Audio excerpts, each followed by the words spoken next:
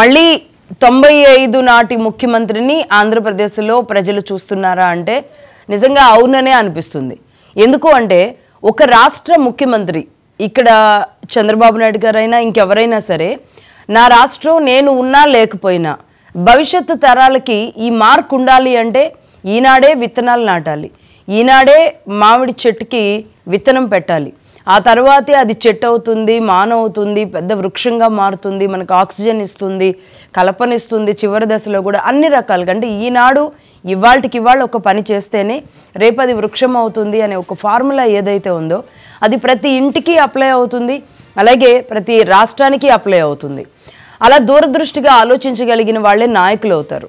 ఇక్కడ ఆంధ్రప్రదేశ్ ముఖ్యమంత్రి చంద్రబాబు నాయుడు గారి విషయంలో, లేదంటే ఇక్కడ తెలంగాణలో రేవంత్ రెడ్డి గారు హైడ్రా లాంటి నిర్ణయాలతో ఇక్కడ భవిష్యత్తు కోసం ఆలోచిస్తూ కొన్ని కఠినమైన నిర్ణయాలు తీసుకుంటూ వెళుతున్న ఇందులో, అలాగే ఆంధ్రప్రదేశ్లో ముఖ్యమంత్రిగా చంద్రబాబు నాయుడు గారు తీసుకుంటున్న నిర్ణయాలతో నిజంగా చంద్రబాబు నాయుడు గారి విషయంలో ఆయన రాజకీయ నాయకుడు గనక కాకుండా ఉంటే ఒక ఆంధ్రప్రదేశ్కి దొరికిన ఒక మేధావి వనరుగా ఉండేవాళ్ళు అనేది అనేక మంది మేధావులు, విజ్ఞావంతులు, అనుభవజ్ఞులు చెబుతున్న విషయాలు మనం ఎన్నో రోజుల నుంచి చూస్తూ ఉన్నాం. కానీ 95 పరిస్థితిని మళ్ళీ ఈనాడు మళ్ళీ 25లోకి మనం వెళ్ళబోతున్న ఈ సిచ్యువేషన్లో ఒకసారిగా 95ని మళ్ళీ 25లో చూపించబోతున్నారా అంటే చాలా స్పష్టంగా అర్థమవుతుంది. ఎందుకు అంటే స్వర్ణాంధ్ర 2047 1947లో స్వాతంత్రం వస్తే మళ్ళీ ఇప్పుడు మనం 2047కి 100 ఏళ్ల స్వాతంత్రాన్ని పూర్తి చేసుకోబోతున్నాం. దానికి ఇంకొక 20 ఏళ్ళు వరకు, 22 ఏళ్ల వరకు మనకి ఇంకా సమయం ఉంది. 22 ఏళ్ల వరకు మనం అద్భుతాలు సృష్టించాలంటే ఏం చేయొచ్చు? వికసిత్ భారత్ 2047 అంటూ భారతదేశం ఎలా తీసుకుందో దానికంటే ముందుగా ప్రతిపక్షంలో ఉండే 2047 గురించి చంద్రబాబు నాయుడు గారు ఆనాడు చెప్పారు. అలాగే ఆనాడు గతంలో అంటే 25 ఏళ్ల క్రితం ఆయన 2020 విజన్ 2020 అని వచ్చినప్పుడు ఆయన అసలు అధికారంలోనే లేరు కదా ఎక్కువ కాలం. ఎలా వచ్చింది అంటే ఎప్పుడూ కూడా అధికారంలో ఉండాల్సిన అవసరం లేదు, ఒక విత్తనం నాటితే అది మొక్క పెరగడానికి ఉపయోగపడుతుంది. అదే ఆయనే ఉంటే కనుక ఆ మొక్క ఇంకాస్త స్పీడ్గా పెరగడానికి అవకాశం ఉంటుంది. అలాగే ఈనాడు ఈయన తీసుకున్న నిర్ణయాలు ఆయన ఈ సందర్భంగా 13వ తేదీ 12వ నెల 2024 మనం తీసుకున్న ఒక నిర్ణయానికి ఒక వేదిక అయింది. ఈ సందర్భంగా చంద్రబాబు నాయుడు గారు కొన్ని వ్యాఖ్యలు చేశారు. 100 ఏళ్ల తర్వాత అయినా మనం 100 ఏళ్ళు పూర్తి చేసుకుంటున్న సమయంలో అయినా భవిష్యత్తు తరాలన్నీ కూడా ఈ డేట్ని గుర్తుంచుకోవాలి. 13వ తారీఖు 12వ నెల 2024లో పలానా వాళ్ళు ఈ విజన్ తీసుకున్నారు, ఆంధ్రప్రదేశ్ నుంచి 2047 స్వర్ణాంధ్ర అని తీసుకున్నారు. కాబట్టే ఈరోజు మనం బంగారు ఆంధ్రాలో ఉన్నాం. అన్ని రకాలుగా పేదరిక నిర్మూలన కానివ్వండి, విద్య కానివ్వండి, వ్యవసాయం కానివ్వండి, నీటి వనరులను ఉపయోగించుకోవడం కానివ్వండి, ఆర్థికంగా ముందుకు వెళ్ళడం కానివ్వండి, పేదరిక నిర్మూలనే లక్ష్యంగా నేను గర్వంగా బతకగలను, నా సంపాదన నాకుంది, నా కుటుంబం నాకుంది అని వృద్ధులు బాధపడాల్సిన అవసరం లేకుండా, యువత బాధపడాల్సిన అవసరం లేకుండా ఆంధ్రప్రదేశ్ అనే రాష్ట్రంలో ఆంధ్రప్రదేశ్ వాణ్ణి అని గర్వంగా బతకాలి అంటే ఒక పెద్ద మనిషి పెద్ద నిర్ణయాలు తీసుకోవాల్సిన అవసరం చాలా స్పష్టంగా ఉంటుంది. ఇదంతా ఒక రాజకీయ నాయకుడుగాను, ఒక ముఖ్యమంత్రిగాను చంద్రబాబు నాయుడు గారు తీసుకున్న విషయాన్ని మహాన్యూస్ చెప్పడం లేదు. ఇది ఒక మేధావి ఆలోచించే విధానం ఎలా ఉంటుంది. విజన్ అంటే ఒకటే, విజన్ అంటే చదువుకున్న వాళ్ళకి అర్థమవుతుంది అనుకుంటే పొరపాటే. ముందు చూపు, మన తరతరాలు ముందు చూపు ఆలోచించి మన కోసం ఏం చేశారో ఇది కూడా అలాంటిదే. నా కోసం, నా కుటుంబం కోసం, నా స్వలాభం కోసం కాకుండా రాష్ట్రం కోసం నాయకులు ఆలోచిస్తే ఎలా ఉంటుందో అని చెప్పే ఒక అద్భుతమైన ఒక ఆవిష్కరణ మొన్న జరగడం మనం చూసాం. ఆ సందర్భంగా సీఎం, డిప్యూటీ సీఎం, అలాగే మంత్రులు లోకేష్ గారు, అలాగే మిగతా మంత్రులు అందరూ కూడా స్వర్ణాంధ్ర 2047 ఫైల్ మీద సంతకం పెట్టి ఇక నుంచి ఈ లక్ష్యాలతో ముందుకు వెళతామని చెప్పారు. అలాగే ఈ 10 అంశాలు ఏంటి? మనకి తెలిసింది స్వాతంత్రం వచ్చిన తర్వాత పంచవర్ష ప్రణాళికలు. మరి ఈ 10 ప్రణాళికలు మనం ఆంధ్రప్రదేశ్కి ఎలా ఉపయోగపడబోతున్నాయి అన్న అంశాన్ని మొత్తం డీటెయిల్డ్గా మాట్లాడదాము. ఇది ఆంధ్రప్రదేశ్కి ఎలాంటి అవసరాన్ని, ఆవశ్యకతని తెలియజేస్తుంది. ఇందులో నాకెందుకులే రోజు రాజకీయాలు మాట్లాడుకుందాం, కాసేపు వాళ్ళని తిట్టుకుందాం, వీళ్ళని తిట్టుకుందాం, వీళ్ళు చేసే తప్పుల్ని ఎత్తు చూపుదాం, నా వరకు నేను సేఫ్ జోన్లో ఉందాం, నాకు పెన్షన్ వస్తుంది, లేదంటే నా పని అవుతుంది అన్నట్టు కాకుండా నా భాగస్వామ్యం ఏంటి, ఒక పౌరుడిగా ఆంధ్రప్రదేశ్ వాసిగా నేనేం చేయాలి ప్రభుత్వం తీసుకునే నిర్ణయాలకి, కనీసం ప్రభుత్వం తీసుకున్న నిర్ణయాలని ఎలా అవగాహన చేసుకుంటూ ఉండాలి అన్న విషయం కూడా ప్రతి ఒక్క ఆంధ్రుడు తెలుసుకోవాలి. ఈరోజు సండే రోజైనా సరే, ఆదివారం అయినా సరే ఈ కార్యక్రమాన్ని మనం తీసుకోవడం జరిగింది. అనలిస్టులు ఇద్దరు ఉన్నారు ప్రస్తుతానికి మనతో. స్టూడియోలో ఉన్నారు నలమూతు చక్రవర్తి గారు. చక్రవర్తి గారు నమస్తే. నమస్తే అండి. అలాగే బాలకోటి గారు, అమరావతి బహుజన నాయకులు, జర్నలిస్టు. నమస్తే అండి బాలకోటి గారు. బాలకోటి గారు నమస్తే. యా ఓకే అండి. చక్రవర్తి గారు, నిజంగా 10 అంశాలండి. 10 అంశాల గురించి ఒకసారి మాట్లాడాలంటే పేదరిక నిర్మూలన, ఉపాధి కల్పన, నైపుణ్యం, మానవ వనరుల అభివృద్ధి, ఇంటింటికి నీటి భద్రత, రైతు, వ్యవసాయ సాంకేతికత, ప్రపంచ స్థాయి పంపిణీ వ్యవస్థ, లాజిస్టిక్స్, శక్తి, ఇంధనాల వ్యయ నియంత్రణ, అన్ని రంగాల్లో పరిపూర్ణ ఉత్పాదన, సమగ్ర విధానాలతో స్వచ్ఛ ఆంధ్ర, అన్ని దశల్లో సమగ్ర సాంకేతికత అంటే టెక్నాలజీకి పెద్దపీట వేస్తూ ఎలా ముందుకు వెళ్ళాలి అన్న అంశం ఇందులో కనబడుతుందండి. మీరు చూసుంటారు ఆనాటి విజన్ 2020, ఈనాడు 2047. అవునండి. ఏం చేయబోతుంది? సో చంద్రబాబు నాయుడు గారు ఆనాటి విజన్ 2020 డాక్యుమెంట్ 400 పేజీలు, ఇది 240 పేజీలు. I don't know if anybody reads them. చదవటానికి ప్రయత్నించాను, రాత్రి కూర్చొని మీరు రమ్మన్నారు కాబట్టి నిద్ర వచ్చింది. సో ఈ ప్రజలకు అందుబాటులో ఉండే డాక్యుమెంట్స్ కావు. సంథింగ్ దట్ కామన్ మ్యాన్, సామాన్యుడు అర్థం చేసుకోలేడు. ఇంత పెద్ద డాక్యుమెంట్ రాసి దీంట్లో పెద్ద పెద్ద పదజాలాలు వాడిన వలన ద ఐడియా ప్రభుత్వం ఇట్లాంటి విజన్ డాక్యుమెంట్ తీసుకొచ్చిందంటే ప్రజల్లో అవగాహన పెంచడానికి. నాకు అది కనిపించలేదు దీంట్లో. ఏదో ఐఏఎస్లు, ఐపీఎస్లు, కన్సల్టింగ్ కంపెనీలు కూర్చొని రాసింది. సి ద విజన్ ఈజ్ వాళ్ళకి అర్థమైంది. నాకు అసలు ఆ డాక్యుమెంట్లో చూసి నాకు విజన్ అనేది నాకు I could not digest it. చాలా పదజాలాలు నింపేశారు దాంట్లో. చంద్రబాబు నాయుడు గారి ప్రసంగం చూస్తే 1 కోటి మంది దగ్గర నుంచో ఫీడ్బ్యాక్ ప్రజల దగ్గర నుంచి తీసుకొని బ్రహ్మాండమైన డాక్యుమెంట్ తయారు చేసే ఉన్నారు. But keeping that aside, the end of the day the asset for Andhra Pradesh is Chandrababu Naidu. మీరు విజన్ 2020 చెప్పారు. విజన్ 2020 డాక్యుమెంట్ 450 పేజీలు. నేను అనుకున్నాను సరే ఈ డాక్యుమెంట్ ఇది కలగూరగంప అయింది, అదేమన్నా బెటర్ చేశారేమని వెళ్ళి చూశాను.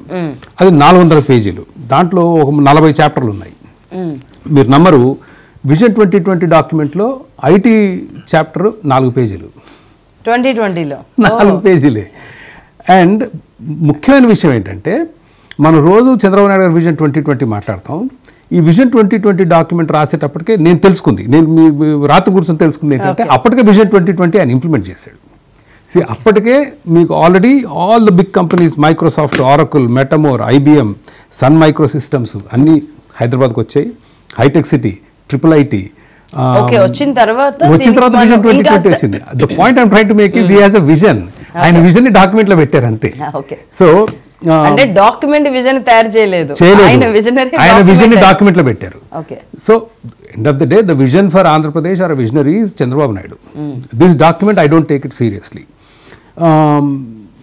సేయింగ్ దట్ ఆంధ్రప్రదేశ్ రాష్ట్రానికి మనం గత 5 సంవత్సరాల్లో పోల్చుకుంటే కొత్త ప్రభుత్వం వచ్చిన తర్వాత ఆర్థిక పరంగా చేసే ప్రణాళికలు కానీ, వ్యాపారాలు తీసుకురావడానికి కానీ చక్కటి కృషి జరుగుతుంది. వ్యాపారస్తులు కూడా భారతదేశ వ్యాప్తంగా కూడా, భారతదేశంతో సంబంధం ఉన్న అంతర్జాతీయ కంపెనీలకు కూడా చంద్రబాబు నాయుడు గారు అంటే ఒక ఇమేజ్ ఉంది.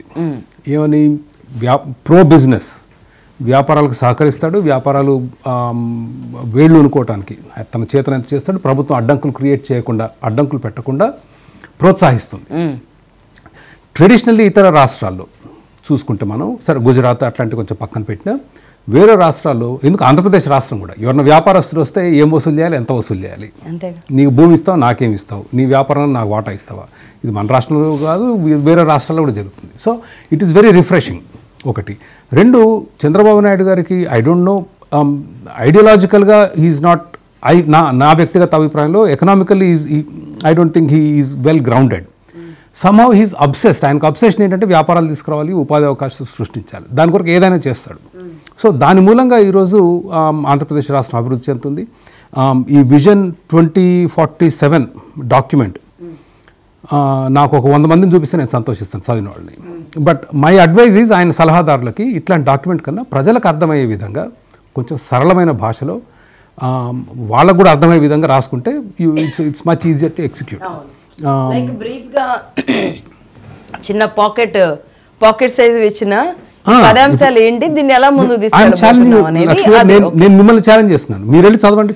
నేను ట్రై అసలు అర్థం కాదు, దాంట్లో మొత్తం బజ్ వర్డ్స్ అనమాట, అన్ని కలగూర కంప అంటే కిచిడి అంటాం కదా, అన్ని వేసి దాన్ని పెద్ద డాక్యుమెంట్ చేసి గ్రాఫిక్స్ మాత్రం బ్రహ్మాండంగా ఉంటాయి. కన్సల్టింగ్ కంపెనీలు తెస్తారు, మెకిన్జీ, బేన్, బీసీజీలని, వాళ్ళకి బొమ్మలు బాగా అంటే మనం దాన్ని మేబీ ఈజీగా ప్రజలకు అర్థమయ్యేలా చెప్తాం. అంటే ఈ 2047 అంత పెద్ద పబ్లిసిటీ ఇచ్చినప్పుడు then you should actually create a document ప్రజలకు అందుబాటులో ఉండే విధంగా, ప్రజలకు అర్థమయ్యే విధంగా. ఎగ్జాక్ట్లీ, అంటే ఈ జనరేషన్ మారింది కాబట్టి దీనికి చేయొచ్చు.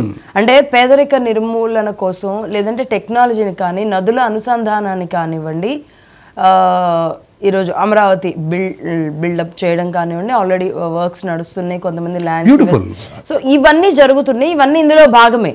పర్టికులర్గా ఒక ఇండియా తీసుకున్న తర్వాత మిగతా రాష్ట్రాలు ఏం పర్టికులర్గా 47 అని పెట్టుకోలేదు. బట్ చంద్రబాబు నాయుడు గారు అక్కడ దాకా ఆలోచించారు అంటే ఏం చేయొచ్చు ఆంధ్రప్రదేశ్ని? ఆంధ్రప్రదేశ్లో వాళ్ళు చేయడానికి చాలా ఉందండి. ప్రభుత్వం ఈ వ్యాపారం రావాలి, ఆ వ్యాపారం రావాలి అనటం కన్నా కూడా మౌలిక సదుపాయాలు చాలా ముఖ్యం. రోడ్లు, విమానాశ్రయాలు, రైల్ నెట్వర్క్, పోర్ట్లు, అవి చాలా ముఖ్యం. దాని మీద కొంత దృష్టి పెడుతున్నారు. నెక్స్ట్, వ్యాపారాలకి అడ్డంకులు లేకుండా అనుకూలమైన వాతావరణం, పన్నులు తక్కువ ఉండాలి. ఈ harassment of bureaucrats is a big problem భారతదేశంలో. అవినీతి కూపంలో చిక్కుకున్న దేశం ఇది. మీ రెవెన్యూ డిపార్ట్మెంట్ దగ్గర నుంచి police, vigilance, excise, fire department, everybody harass, environmental, అసలు మిమ్మల్ని నరకం చూపిస్తారు వ్యాపారం చేయాలంటే. సో అది కాస్త స్ట్రీమ్ లైన్ చేస్తే పీపుల్ విల్ బి వెరీ హ్యాపీ. నెక్స్ట్, భూములు ఇస్తున్నారు. భారతదేశంలో ఉన్న సమస్య ఏంటంటే ప్రజలు భూముల్లో పెట్టుబడులు పెట్టి భూముల ధరలు విపరీతంగా ఉంటాయి. సో వ్యాపారాలు వచ్చినప్పుడు వాళ్ళు దే ఎక్స్పెక్ట్ కొంచెం ల్యాండ్ వాళ్ళకి ఇస్తే వ్యాపారం పెట్టుకోవటం ఈజీ అవుతుంది. అది కొంచెం పారదర్శకంగా చేస్తే మంచిది, ఎందుకంటే భూములు అనేసరికి తెలిసిన వాళ్ళకి ఇచ్చుకోవటం ఇది అని ఈ అభియోగాలు ఎక్కువగా వస్తాయి. దానికి తోడు ఇప్పుడు నా cities like Amaravati, Vizag already is on good track, Amaravati is coming on track. మనం ఇతర నగరాలు చూసుకుంటే Bengaluru has done really well in terms of technology. ఆర్థికంగా విపరీతంగా అభివృద్ధి చెందింది, ఇన్ఫ్రాస్ట్రక్చర్ అందుకోలేదు. మీకు బెంగళూరు, మీరు ఎయిర్పోర్ట్లో దిగితే మీరు బెంగళూరు సిటీలో పోవడానికి 2 గంటలు పట్టుద్ది, 2 hours. ఆ పరంగా చూస్తే కొంత హైదరాబాద్ బెటర్. కేటీఆర్ గారు మంత్రిగా ఉన్నప్పుడు హైదరాబాద్ అభివృద్ధి చేశారు. So that is another thing that you should watch is, మీరు పెట్టుబడులు ఆకర్షించవచ్చు, వాళ్ళకి సరైన మౌలిక సదుపాయాలు కల్పించకపోతే మనం ఈరోజు హైదరాబాద్ కానీ, గుర్గావ్ కానీ, అందులో భాగంగా వస్తాయి. ఇప్పటికే గ్రామీణ రోడ్లు ఎలా ఉన్నాయి అనేది అందరూ ఫొటోస్ పెడుతూ ఉన్నారు సోషల్ మీడియాలో. ఈ మధ్య మనం చూస్తున్నాం ఓల్డ్ అండ్ న్యూ అని. ఇప్పుడు ఎలా ఉంది, దాదాపుగా ఆల్మోస్ట్ గ్రామీణ ప్రాంతాల్లో అన్ని కూడా గుంటలు అయితే ఫిల్ చేసుకున్నట్టున్నారు. కానీ 6 నెలల్లో మీరు మొత్తం 5 సంవత్సరాలు నిర్లక్ష్యానికి గురైన రోడ్లని రిపేర్ చేయడం అనేది సాధ్యం కాదు. But slowly they are saying they will do it. కానీ గత ప్రభుత్వంలో చాలా గ్రామాల్లో సీసీ రోడ్లు వేయటం జరిగింది. ఊర్ల మధ్య ఉన్న కనెక్టివిటీ రోడ్లు బాగా పాడైపోయాయి. అవును. So they will have to do it. But I think అది మీరు అన్నట్లు గుంతల వరకు పూడుస్తున్నారు. But I think there lot of roads still need a lot of help. Okay, right. Balakoti గారు నమస్తే. లక్ష్మి గారు నమస్తే అండి. విజన్ స్వర్ణాంధ్ర 2047 అంటే స్వర్ణాంధ్ర అని వింటేనే ఆనాటి ఆంధ్ర గుర్తొస్తుంది, ఉమ్మడి ఆంధ్రప్రదేశ్ ఆంధ్ర. సరే, మీలాంటి వాళ్ళు లేదంటే ఆ తరం ఆ సమయంలో చూసిన వాళ్ళందరికీ అది చాలా అద్భుతమైన పదం. మళ్ళీ ఈనాటి ఆంధ్రులుగా ఉన్న వారందరికీ కూడా ఇది ఒక అద్భుతమే. అయితే చక్రవర్తి గారు అన్నట్టుగా ఆ పదప్రయోగమో, పదాలో లేదా స్క్రిప్టింగ్లోనో ఆ నరేషన్ అనేది చాలా కఠినంగా ఉందంటున్నారు. దీన్ని సరళతరం చేయాలి అంటే, ఈజీగా అందరికీ అర్థమయ్యేలా చెప్పాలంటే మీరేం చెప్తారు? ఈ 10 పాయింట్స్ విషయంలో ఆంధ్రప్రదేశ్ ఎలా ముందుకు వెళితే మనం గర్వంగా చెప్పుకోగలమని ఈరోజు చంద్రబాబు నాయుడు గారు భావిస్తున్నారో అది సాకారం అవ్వగలదు? లక్ష్మి గారు నమస్తే. చక్రవర్తి గారికి కూడా నమస్కారాలు. నమస్కారం అండి. లక్ష్మి గారు, ఒక విధంగా చంద్రబాబు నాయుడు గారి యొక్క స్వర్ణాంధ్ర ప్రణాళికా పత్రం 2047 మీద డిబేట్ పెట్టి మీరు కించిత్తు ఆంధ్రప్రదేశ్ రాష్ట్రానికి మంచి చేసే ప్రయత్నం చేస్తున్నారనేది నా భావన. ఎందుకంటే నేనేదో ప్రభుత్వాన్ని అనాలనో, చంద్రబాబు నాయుడు గారి యొక్క ఉద్దేశాలనే, లక్ష్యాలనే తప్పుపట్టాలన్న కోరిక నాకైతే లేదు. ఎందుకంటే జగన్మోహన్ రెడ్డి గారి దిగిపోవాలని కోరుకున్న వాళ్ళు ప్రప్రథముని నేనే కాబట్టి, ప్రజా రాజధాని అమరావతి ఉద్యమంలో కీలక పాత్ర పోషించాం కాబట్టి, చంద్రబాబు నాయుడు గారు కూడా రావాలి రావాలి కావాలి కావాలి అని అరిచిన వాళ్ళం కాబట్టి నేనేం చెప్తానంటే, ఏ ప్రభుత్వానికైనా ఏ నాయకుడికైనా ప్రణాళికలు ఉండాలి, గమ్యం ఏంటో తెలియాలి. కానీ ఆ ప్రణాళికలో గమ్యము ప్రజలకు కూడా తెలియాలి, ప్రజలకు దూరంగా ఉండకూడదు. 1998లో చంద్రబాబు నాయుడు గారు ఇచ్చిన పిలుపు ఆంధ్రప్రదేశ్ స్వర్ణాంధ్ర. ఇదే పెన్నుతో పుంఖానుగా కాగితాలు రాశాను కొన్ని వందల సార్లు, స్వర్ణాంధ్ర స్వర్ణాంధ్ర స్వర్ణాంధ్ర అని.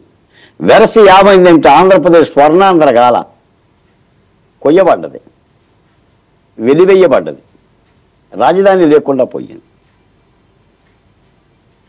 2020 అని చెప్పేసి అన్న విజన్ నుంచి మళ్ళీ ఇప్పుడు 2047 విజన్ అంటున్నారు. నేను ఒక్క మాట చెప్తా లక్ష్మి గారు, అంటే నేను తెలుగుదేశం పార్టీ నాయకులను కూడా, ముఖ్యంగా చంద్రబాబు నాయుడు గారిని కూడా అపార్థం చేసుకోవద్దని కూడా చెప్తున్నా. ఇందులో ప్రధానమైన అంశం 5 ఏళ్లలో పేదరికం లేని సమాజం. How is the possible? పేదరికం లేని సమాజం అంటే ఆంధ్రప్రదేశ్లోనైనా భారతదేశంలో కూడానా?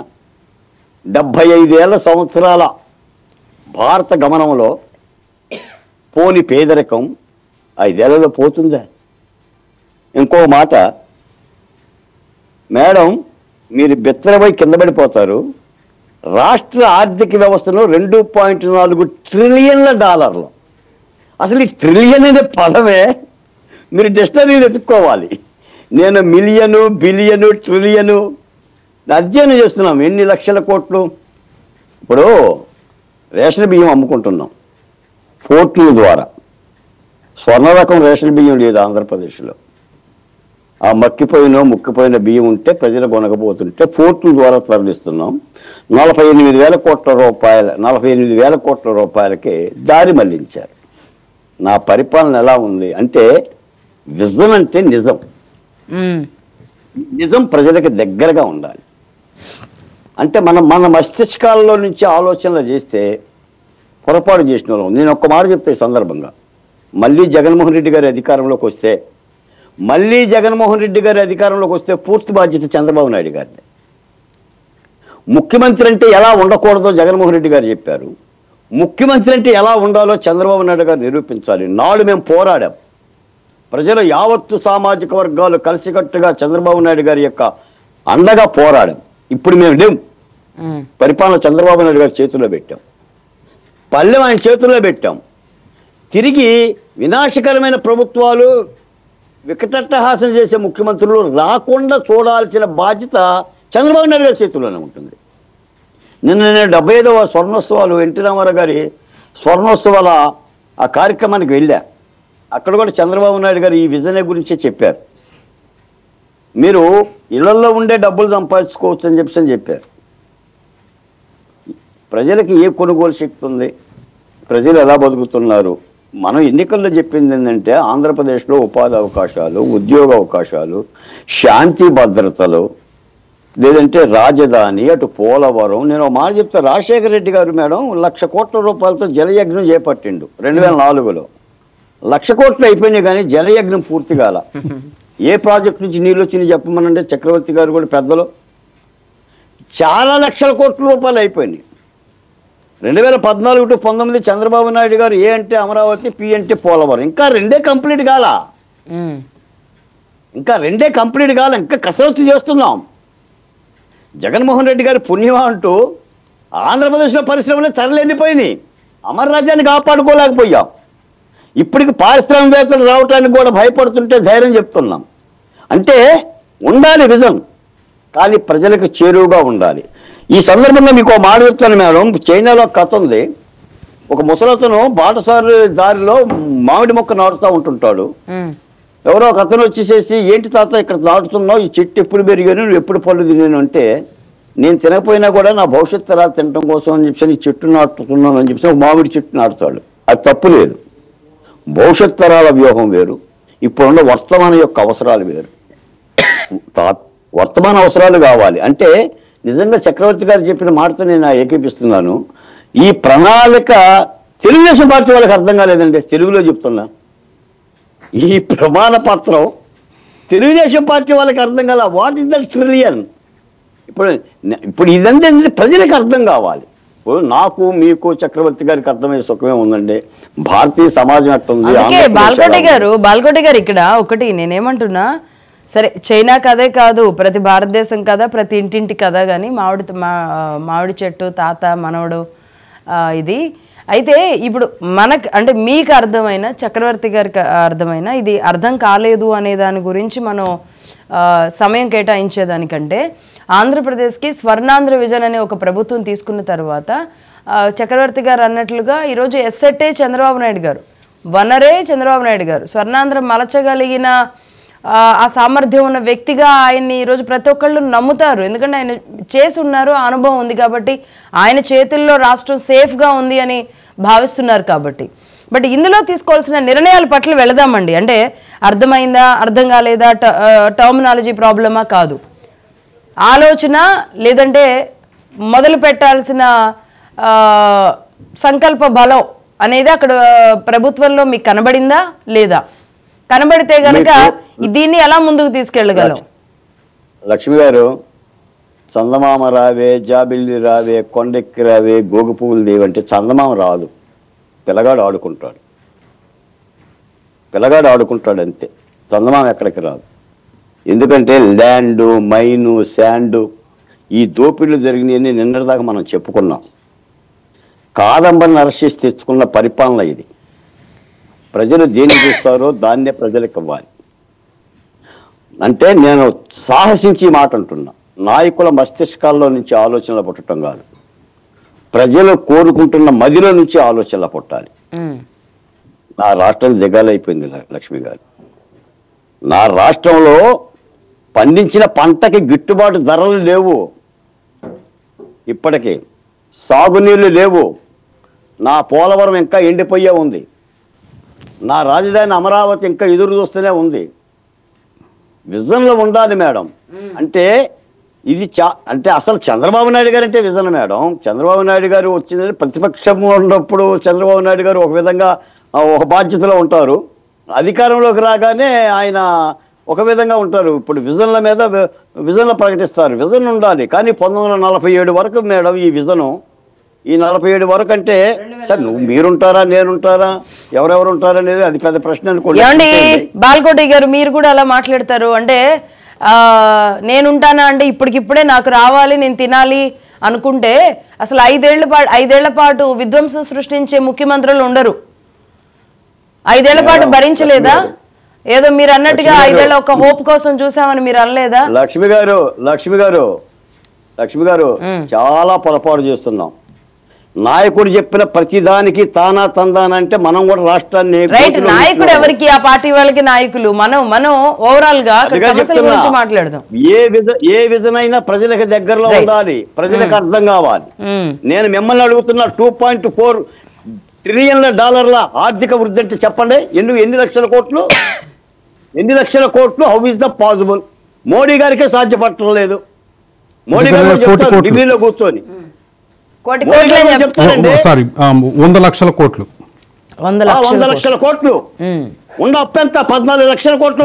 14 లక్షల కోట్లు తెలుసుకోవడానికి దిక్కులేదు ఇక్కడ. మోడీ గారు చెప్తారు కథలు వద్దంటున్నా, కథలు చెప్తే ప్రజలు నాశనం అవుతారు. మేము అన్ని 100 లక్షల కోట్ల రూపాయల కోసం ఆశించలే. మాకు పోలవరం కట్టలేదు చాలు, మాకు రాజధాని కట్టలేదు చాలు. నా బిడ్డలు, చనిపోయిన బిడ్డలకు న్యాయం చెయ్యండి లక్ష్మి గారు. చనిపోయిన బిడ్డలకు న్యాయం చేయండి. ₹1 బిల్ ఉండే ఒక డాక్టర్ సుధాకర్. అవన్నీ ఇందులోకి రావంటారా బాల్కోటి గారు? ఇందులో ఎక్కడ కనబడలేదమ్మా, నాకైతే కనిపించలేదు. చక్రవర్తి గారు కనిపించింది నేను అడుగుతాను. ఏమండి, I go through this vision document. Progress and prosperity తో poverty eradication and social welfare. అంటే బీదరికాన్ని కంప్లీట్గా ఎలిమినేట్ చేయాలి. Agenda for education, health first, clean green Andhra Pradesh, managing urban growth, revitalising agriculture, India's poultry capital, horticulture giant, ఇట్లా we can keep on going. Major pharmaceutical centre, dynamic small scale, a premier IT centre, knowledge led growth. ఇది vision 2020, not 2047. So lot of these have not happened. మనకు vision 2020 ఎందుకంటే pharma విషయంలో ఈ రోజు మనం ఇక్కడ జరిగింది, అక్కడ జరగలేదు. అంటే ఉమ్మడి ఆంధ్రప్రదేశ్లో జరిగింది. Okay, it has not happened there, but pharma lo I agree. IT also we did well. I'm not disputing on the IT, but lot of those things, other things, eradication of poverty has not happened. అది anywhere చాలా కష్టం అండి. But అలా అని అది జరగదని వదిలేము. But what I'm saying is, మీకు ఇవాళ వచ్చిన గెస్ట్లు ఇద్దరు, నేను బాలకోటయ్య గారు, we're not helping you because we both agree with each other. అది కాదు, లేదు మీ వర్షన్ వచ్చినప్పుడే ప్రభుత్వం అర్థం చేసుకుంటుంది. విజన్ 2047 మీకు మాట చెప్పాను లక్ష్మి గారు, ఇదే విజన్ లో ఒక్కొక్క నియోజకవర్గానికి, ప్రతి నియోజకవర్గానికి ఒక పార్కు కావాలి అని చెప్పి పెట్టారు. ప్రతి నియోజకవర్గానికి. అసలు ఆంధ్రప్రదేశ్ లో ఉన్న పార్కులు ఎలా ఉండేవి చూడండి, కొత్త పార్కుల తర్వాత. కానీ బాలకోటి గారు ఎలా ఉంటుందంటే, అంటే నేను ఇక్కడ చక్రవర్తి గారు అన్నట్టు మీరేదో హెల్ప్ చేయాలని దీని గురించి మనం పాజిటివ్గా మాట్లాడాలని కాదు. ఎందుకంటే ప్రజలు చూస్తున్నారు, ప్రజలకి ప్రతి ఒక్కటి అర్థం అవుతుంది, ఏది అవసరం ఏది అవసరం లేదు అనేది తెలుసుకోగలుగుతారు. కానీ ఒక విధ్వంసం జరిగినప్పుడు బాలకోటి గారు మన ఇద్దరమే ఇళ్ళంగా మొన్న సరిగ్గా ఎన్నికల ముందు రోజు మండు టెండర్లో ప్రజావేదిక కూల్చిన దగ్గరికి, కూల్చడం ఎంత ఈజీ అయింది, కట్టడం ఎంత టైం తీసుకుంటుంది. కాబట్టి మనం పోరాటం జరగలేదంటే ఏం చేశారు చెప్పండి, మీరు అడ్డం పడ్డారు. నేను అందుకనే చెప్తున్నా, ఈ స్వర్ణాంధ్ర దార్శనిక పత్రం మీద మీరు డిబేట్ పెట్టే మీరు సాహసించారని చెప్తున్నా. ఈ డిబేట్ కి నాలాంటి చక్రవర్తి గారిని పిలిచేసి మరీ సాహసం చేశారు. లేదు, నేను అలా అనుకోవట్లేదు.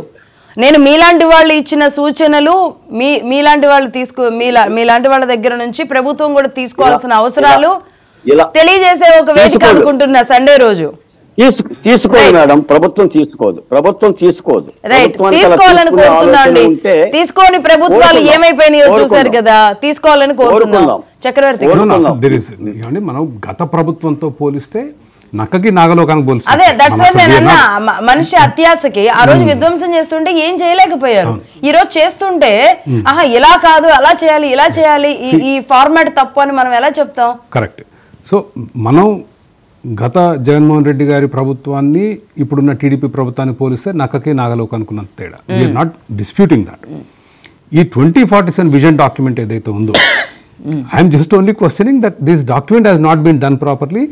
దీన్ని 2047కి ఒక రోడ్ మ్యాప్లో చూడటం అనేది దీంట్లో అర్థమవుతుంది. దీంట్లో అసలు ఏమీ లేదు. I'll just give a quick example. I'll just read one line for you. Opening line. The state will focus on existence, enablement, energisation, equity and empowerment.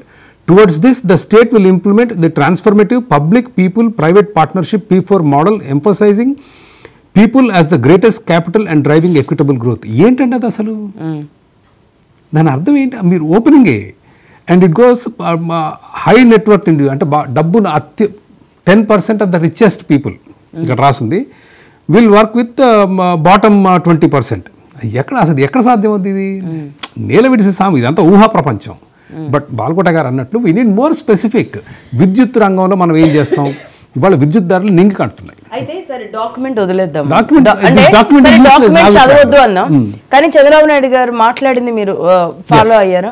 Follow అయిన దాంట్లో ఆయన నదుల అనుసంధానం చెప్పారు.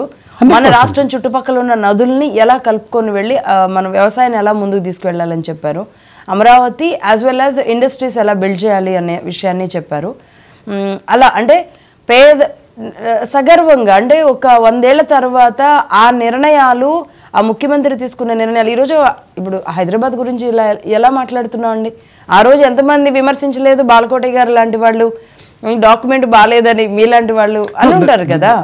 What I'm saying is these documents are useless. మనం ఆయన చేసిన పనుల గురించి మాట్లాడాలంటే మాట్లాడాలి. ఎగ్జాక్ట్లీ, చేయాల్సిన పనుల గురించి మాట్లాడదాం. డాక్యుమెంట్స్ Vision 2020 అండి is as bad as this document.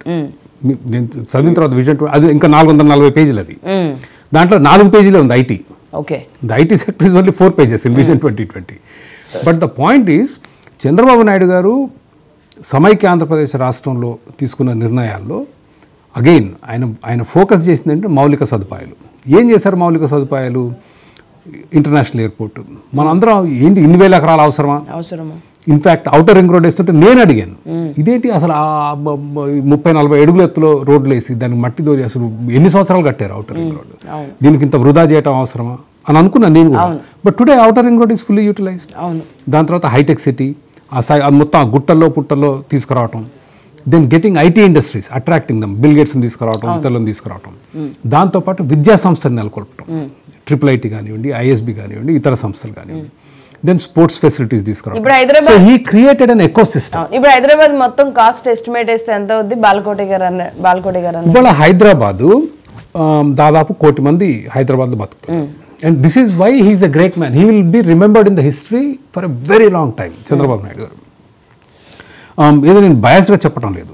The reason being, నేను మొన్న కూడా ఈ లెక్కేసి చెప్పాను, 10 లక్షల మంది పనిచేస్తున్నారండి వాళ్ళ టెక్నాలజీలో, 1.5 మంది ఫార్మాలో పనిచేస్తున్నారు.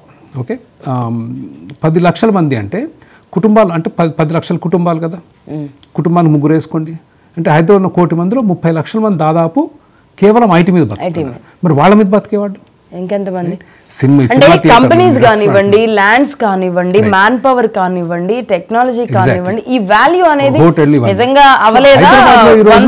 హైదరాబాద్ లో ఈ రోజు 100 లక్షల కోట్లు. I don't know the number ఎంత అనేది నాకు తెలియదు. హైదరాబాద్ జీడీపీ ఎంత తెలియదు.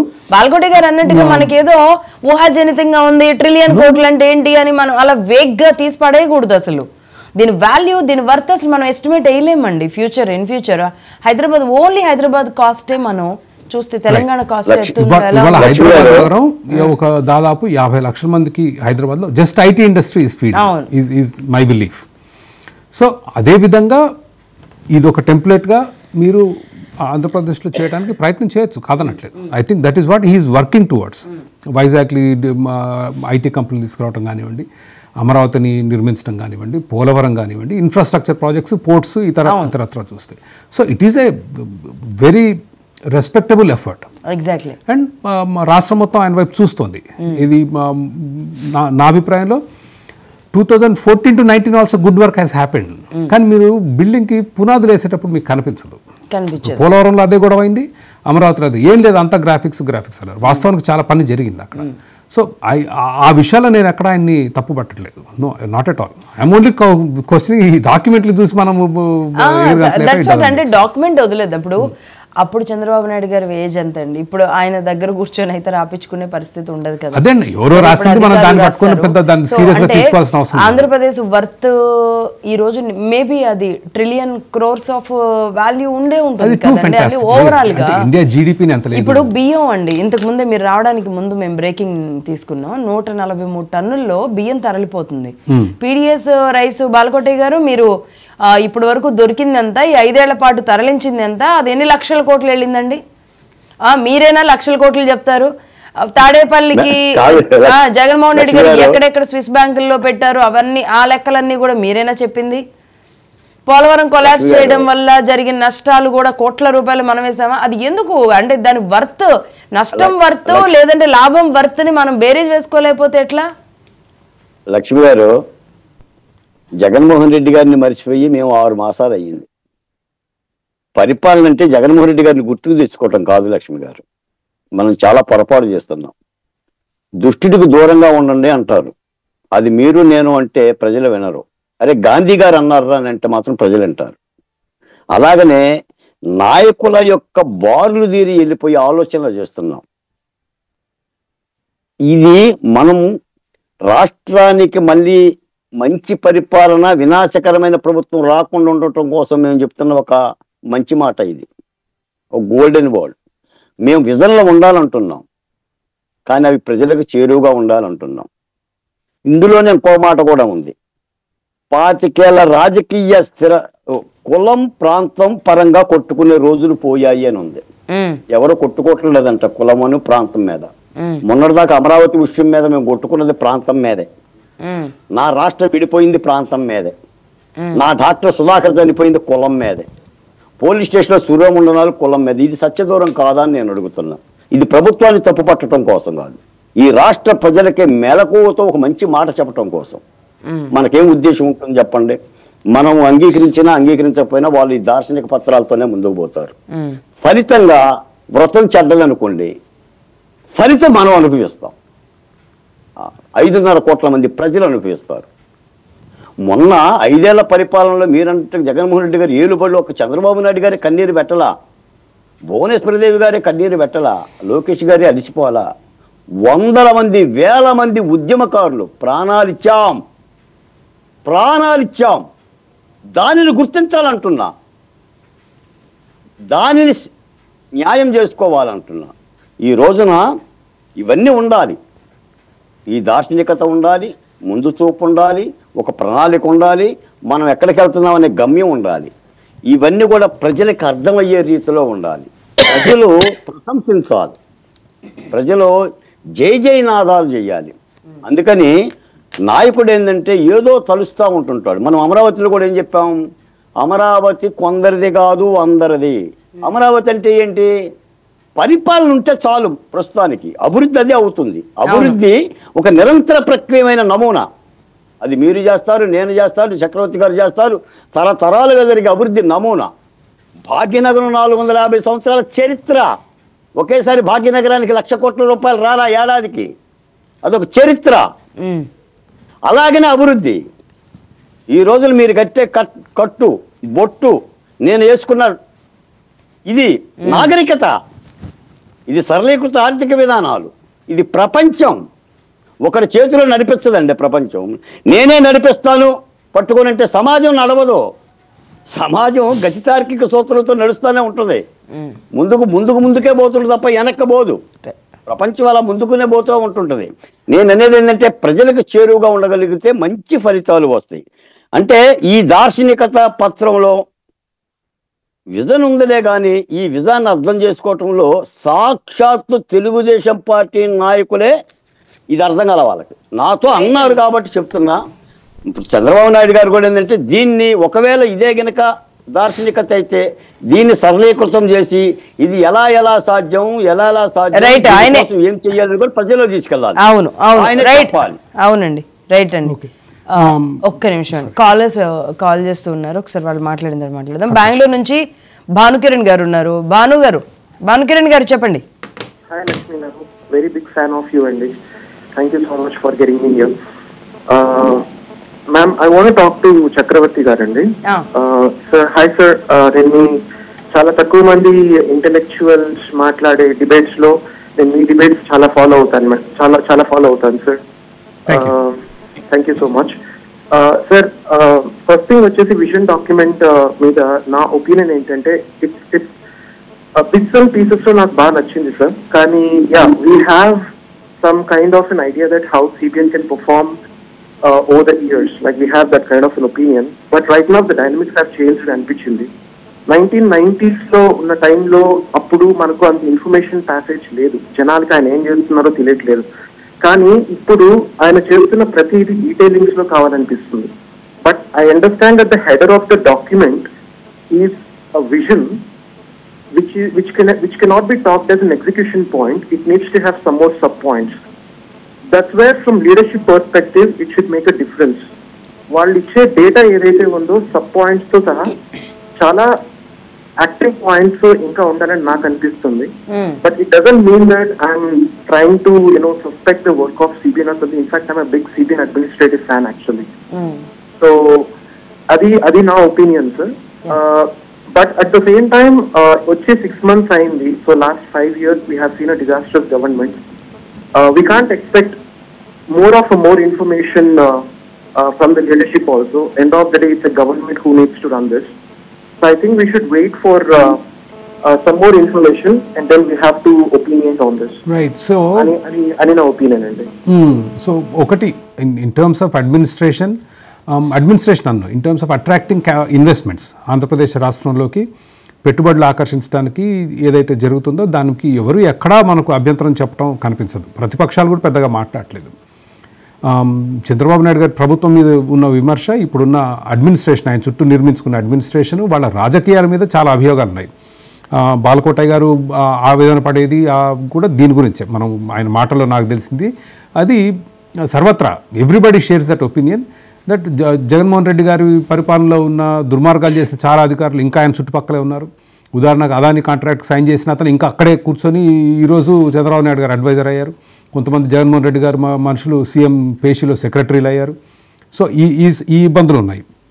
But going back to the vision document, మీరు చెప్పింది విజన్ డాక్యుమెంట్లో ఒకటి there is no clarity. But Lakshmi garu is defence, Chandrababu Naidu గారు ఈజ్ బిజీ, ఆయన కూర్చొని ఆయన రాయడు అక్కడ 300 పేజీలు, ఎవరో రాస్తారు, తీసుకొస్తారు, పెడతారు. So that is clearly shown. ఆయన విజన్ కనిపించట్లేదు దాంట్లో.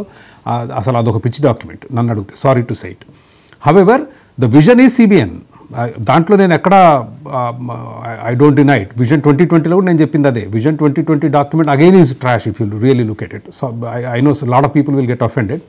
బట్ దాంట్లో ఆయన విజన్ ఆల్రెడీ ఆయనకున్న విజన్ని పెట్టడానికి ప్రయత్నం చేశారు.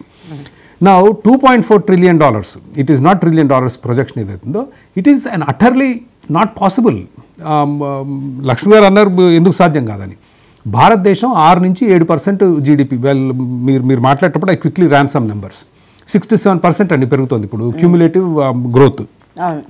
మీరు $1 trillion ఆంధ్రప్రదేశ్ కావాలంటే 10% పెరగాలి. ఓకే, 1 trillion సాధ్యమేమో, మనం కష్టపడితే అనుకోవచ్చు. 2.4 trillion అంటే 13.5% పెరగాలి. సాధ్యం కాదు. ఎందుకంటే మన ఆంధ్రప్రదేశ్ ఫాల్ట్ కాదు, ఇది భారతదేశం ఫాల్ట్.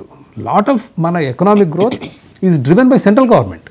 మీరు ఎంత చేద్దాం అనుకున్నా, మీరు ఏదో ఉత్పత్తి చేసి దిగుమతులు చేసుకొని ఎగుమతులు చేసుకొని ఏం చేయలేరు వాళ్ళు. పన్నులు, విపరీతమైన పన్నులు కదా. Taxation will bring your economy down. జిఎస్టీలు కానీ, ఇన్కమ్ ట్యాక్స్లు కానీ, కార్పొరేట్ ట్యాక్స్ కానీ రాష్ట్రం చేతిలో లేదు. కొంతవరకు సబ్సిడీలు అవి ఇవ్వచ్చు కానీ. So central government plays a very big role in terms of development. మీరు ఆలోచించే 13.5% గ్రోత్, జీడిపి గ్రోత్ ఏదైతే ఉందో దాదాపు అసాధ్యం. సో దట్ $2.4 trillion ఏదైతే బాల్కోట గారు అభ్యంతరం చెప్తున్నారో, I agree with him. It is not possible. And why, ఎందుకు పెట్టడం, ఎందుకు అసలు ఈ నెంబర్లు ఏమి, ప్రజలకు అట్లాంటి మిస్ఇన్ఫర్మేషన్ ఇవ్వటం అనేది కరెక్ట్ కాదు. రైట్. అంటే రేపు ఫ్యూచర్లో అక్కడి వరకు వెళ్ళలేము అని కూడా మీరు చెప్తున్న, అది కేంద్ర ప్రభుత్వం చేతిలో ఉంది. బట్ ఒక్క నిమిషం sir, saying that China has grown. ఈ రేట్లో చైనా కొన్ని సంవత్సరాలు పెరిగింది. బట్ మన దగ్గర ఆ విధానాలు పెట్టట్లేం. మన దగ్గర సాధ్యమయ్యే పని కాదు కాబట్టి ఓకే, మనం నెంబర్స్ వదిలేద్దామండి. ఇప్పుడు సరే విజన్లో ఆనాడు మరి ఇంత పెద్ద చర్చ జరిగిందో లేదో నాకు తెలియదు, కానీ అప్పటికి 95లో అంటే మేబీ ఫ్యూ ఛానల్స్ 99 అండి విజన్ చూసిన వచ్చింది. 99 ఆయన వచ్చింది 95. బట్ మీరు అన్నట్టుగా మొదలు పెట్టిన తర్వాత మనకి 4 సంవత్సరాలు ఆయన విజన్ చూసి దాని తర్వాత విజన్ 2020 అన్నారు. కానీ అప్పటికే ఆయన విజన్ వచ్చేసింది. అప్పటికే that was vision 2020, right? Vision 2020 was everything that he was doing, right? All these sports stadiums, all these education పెట్టుకున్నారు, ఇంక్లూడింగ్ మెట్రో పునాదులు కూడా ఆయన ఉన్నప్పుడు పడింది. కాకపోతే కన్స్ట్రక్షన్ అవ్వలేదు కానీ, but the planning was part of the planning for Hyderabad metro. Lot of చాలా మంది అనుకునేది మెట్రోలో ఆయన పాత్ర లేదని. నో, మెట్రోలో in terms of design, proposals అన్ని అప్పటికే, మెట్రో ఔటర్ అండ్ ఎయిర్పోర్ట్ దాంట్లో కూడా education, hi tech city and bringing all the companies, right? మీరు ముందు విత్తనం పడాలి కదా. మైక్రోసాఫ్ట్ వచ్చింది, ఆరకుల్ వచ్చింది, సన్ మైక్రో సిస్టమ్స్ వచ్చింది, IBM వచ్చింది అప్పటికే బై 1999కి, right? So lot of maybe అంటే ఆ నెంబర్స్ వదిలేద్దాం. నేను అన్నట్టుగా, మనం అనుకున్నట్టుగా, సరే అది తయారు చేసింది ఎవరు, ఈయన ప్లానింగ్ చెప్పినప్పుడు దాన్ని అసలు ఐ మీన్ ఆ బుక్ని పక్కన పెడతా. అలా అనుకుంటే పంచవర్ష ప్రణాళికలు మనం చదివితే ఇప్పుడు కూడా అంత గజిబిజిగానే ఉంటుంది. 75 ఏళ్ల క్రితం మనం స్వాతంత్రం వచ్చిన తర్వాత పంచవర్ష ప్రణాళికలు పెట్టుకుంటే ఎంతవరకు అవి భారతదేశం మొత్తం సాకారమైనవి అంటే there is no not really. పెరగలేదు ప్రణాళిక ప్రకారం భారతదేశం ఎక్కడ అభివృద్ధి చెందలేదు. యాక్చువల్లీ ప్రణాళిక it is very difficult to predict future. Exactly. అంటే ఇప్పుడు ఉన్న దాంట్లో అండి మనకి పోలవరం, అమరావతి, కంపెనీసు, మౌలిక సదుపాయాలు, ఫార్మా, సో వీటన్నింటికి మౌలిక సదుపాయాలు, బేసిక్ ఇన్ఫ్రాస్ట్రక్చర్ అనేది మనకి కావాలి. అండ్ హ్యూమన్ రిసోర్స్ అంటే ఎడ్యుకేషన్, వాటికి సపోర్టింగ్ ఇప్పుడు హైదరాబాద్ ఐటీ ఉందండి, ఎంప్లాయీస్ కావాలి, హైరింగ్ చేయాలంటే there are lot of institutions, IIT దగ్గర మొదలుపెట్టి any number of engineering college, BITS ఉంది, IIT ఉంది, IIIT ఉంది, ఏది టాప్ స్కూల్స్, మళ్ళీ దాని second year schools, OU, JNTU, అవి కాకుండా మళ్ళీ private colleges. So that infrastructure also has to be there. మీరు వచ్చి అక్కడ కంపెనీ పెట్టి ఉద్యోగం లేకపోతే ఇబ్బంది, మీరు కంపెనీ పెట్టి ఇన్ఫ్రాస్ట్రక్చర్ లేకపోతే ఇబ్బంది, ఉద్యోగస్తులు పనికి రావడానికి రోడ్లు, రైళ్లు లేకపోతే ఇబ్బంది. So everything has to follow. అలాగే బోర్డర్ స్టేట్స్ అనేవి మనకి ఎంతవరకు యూస్ఫుల్ అవుతాయి? సరే తెలంగాణ ఆల్రెడీ ఈయన డెవలప్ చేసింది కాబట్టి అటువైపు మనకి ఒరిస్సా ఉంది, ఇటు తమిళనాడు, బెంగళూరు ఇవి ఉన్నాయి. ఇందులో అంటే డెవలప్డ్ ఇప్పుడు మనకి వెస్ట్ బెంగాల్ నుంచి, ఒరిస్సా నుంచి కూడా మ్యాన్ పవర్ మనకి పుల్లింగ్ అనేది చాలా ఈజీ అవుతుంది. మనకున్న కోస్టల్ ఏరియా కానివ్వండి, లేదంటే ఇవన్నీ కూడా కలుపుకుంటే మనం ఎందుకు సాధ్యం కాదు, సాధ్యం కావాలంటే వీళ్ళు ఎలాంటి ఇనిషియేషన్స్ తీసుకోవాలనేది మీ సజెషన్స్ గా ఇవ్వండి చక్రవర్తి గారు.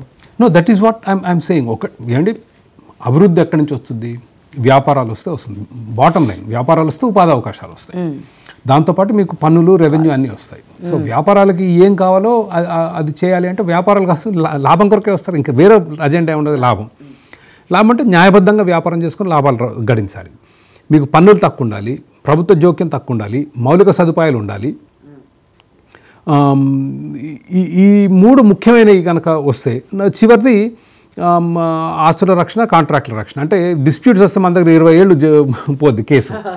ఒకసారి మీరు ఒక వివాదంలోకి ఇరుక్కున్నారనుకోండి, కేసు కోర్టుకు వెళ్ళింది 25 సంవత్సరాలు. That's another big thing for India. భారతదేశం వెనకబడుతనానికి సత్వర న్యాయం జరగకపోవటం, ఇట్లాంటివి కనుక మీరు అడ్రస్ చేస్తే. మీరు ఇంతకు ముందు చెప్పారు ట్యాక్స్ ఫ్రీ స్టేట్ అయితే అంత ఈజీగా చేయలేములే, కానీ కనీసం లెస్ ట్యాక్స్ మనం జిఎస్టీ చేసుకోగలగాలి. జిఎస్టీ ఇప్పుడు 18% ఎంతో జిఎస్టీ కొంత రీఫండ్ చేస్తామనండి మన స్టేట్ జిఎస్టీ. వెళ్ళండి, ఎస్, మిమ్మల్ని ఇందాక మాట్లాడలేదు. చెప్పండి బాల్కోటి గారు. మీ పరిపాలనా కాలం ఎంత? 5 ఏళ్ళు సార్. ప్రజాస్వామ్యంలో మీ పరిపాలన కాలం 5 ఏళ్ళు. ఏ విజన్ అయినా 5 ఏళ్ళే ఉండాలి. అవును. 5 ఏళ్ల తర్వాత మీరు ఎలా పెడతారు? 5 ఏళ్లలో మొదలు పెడితేనే నెక్స్ట్ 5 ఏళ్ళు ముందుకెళ్తుందండి. ఒక్క మాట చెప్తున్నా. మీరు చెప్పిన పంచవర్ష ప్రణాళికలో ఏడాది పంచవర్ష ప్రణాళికలు 5 ఏళ్ళే కూడా కాదు. అంటే ప్రజలు మనకి ఇచ్చిన మ్యాండేట్ 5 సంవత్సరాలు. 98లో మనం 2020 విజన్ పెడితే 2004లో చంద్రబాబు నాయుడు గారు లేరు, అధికారం నుంచి దిగిపోయారు. అంటే ప్రజలకి ఏది అయినా నేను ఇంకో మాట కూడా చెప్తా. మీరు ఎన్నికలకు రాకముందు ఏం చెప్పారు? మీ ప్రమాణ పత్రం సూపర్ 6. ఇదే పత్రాన్ని ఎందుకు చెప్పలేదు మరి ఎన్నికల్లో? స్వర్ణాంధ్ర 47 అని చెప్తున్నట్టు ఏమైపోయేది లక్ష్మి గారు? మేము రాబోయే పరిపాలనలో 2047 స్వర్ణాంధ్ర దార్శనిక పత్రాన్ని విడుదల చేస్తే ఎన్నికల్లో ఏమైపోయేది? మీ దార్శనిక పత్రం గెలిచేవాళ్ళు కాదు. ఏమండి, సూపర్ 6 అనేది ప్రెసెంట్ ఇప్పటికిప్పుడు కావాల్సిన అవసరాలు, విజన్ అనేది ఫ్యూచర్ కోసం. బాల్కోటి గారు, మరి ఎన్నికలు ఎందుకు చెప్పలేదు? ఇది ఎన్నికల ప్రచారం ఎందుకు చెప్పలేదు మేడం? ఎన్నికల ముందు ఆయన వైజాగ్ లో ఇదే అంశాన్ని అరెస్ట్ కు ముందు ఒకసారి తీసుకున్నారు, మీకు గుర్తుందా? విజన్ 47 అనేది స్టేట్ కి అవసరం అని ప్రతిపక్షంలో ఉండి కూడా ఆయన ఇదే మాట్లాడుతున్నారని మీరు కూడా మాట్లాడారు బాల్కోటి గారు. మన ప్రజలకు ఏం చెప్పి మనం అధికారంలోకి వచ్చాం చెప్పండి? మనం ఏం పత్రం విడుదల చేశాం? మనం మేనిఫెస్టో విడుదల చేశాం. ఆ మేనిఫెస్టో అమలు జరగటానికి కొన్ని వేల కోట్ల రూపాయలు కావాలి. ఆ మేనిఫెస్టో అమలుకి కేంద్రం సహకరించాలి, రాష్ట్రం సహకరించాలి, జిఎస్టీలు రావాలి. రైట్ అండి. అవి ఇప్పుడు మీరేమన్నారు స్టార్టింగ్ లో బాల్కోటి గారు? నా దళితుల కోసం ఏం చేశారు, లేదంటే నాకు ఇప్పుడే నా కడుపు నిండాలంటే ఏం చేయాలని అన్నారు కదా, దానికోసం చక్రవర్తి గారు అంతే కదా, ఇవన్నీ వాళ్ళు సూపర్ 6 అని ఒక ప్రణాళిక ఇచ్చారు మేడం ప్రజలకి.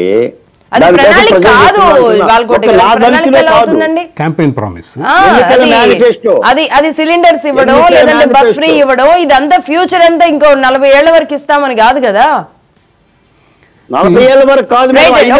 కాలర్స్ ఉన్నారు, తీసుకుందాం ఆగండి. కాలర్స్ అంటే పబ్లిక్ ఎలా చూస్తున్నారని. ఒక నిమిషం అండి. నందిగామ నుంచి నాగేశ్వరరావు గారు కాల్ చేశారు. నాగేశ్వరరావు గారు, పిఎఫ్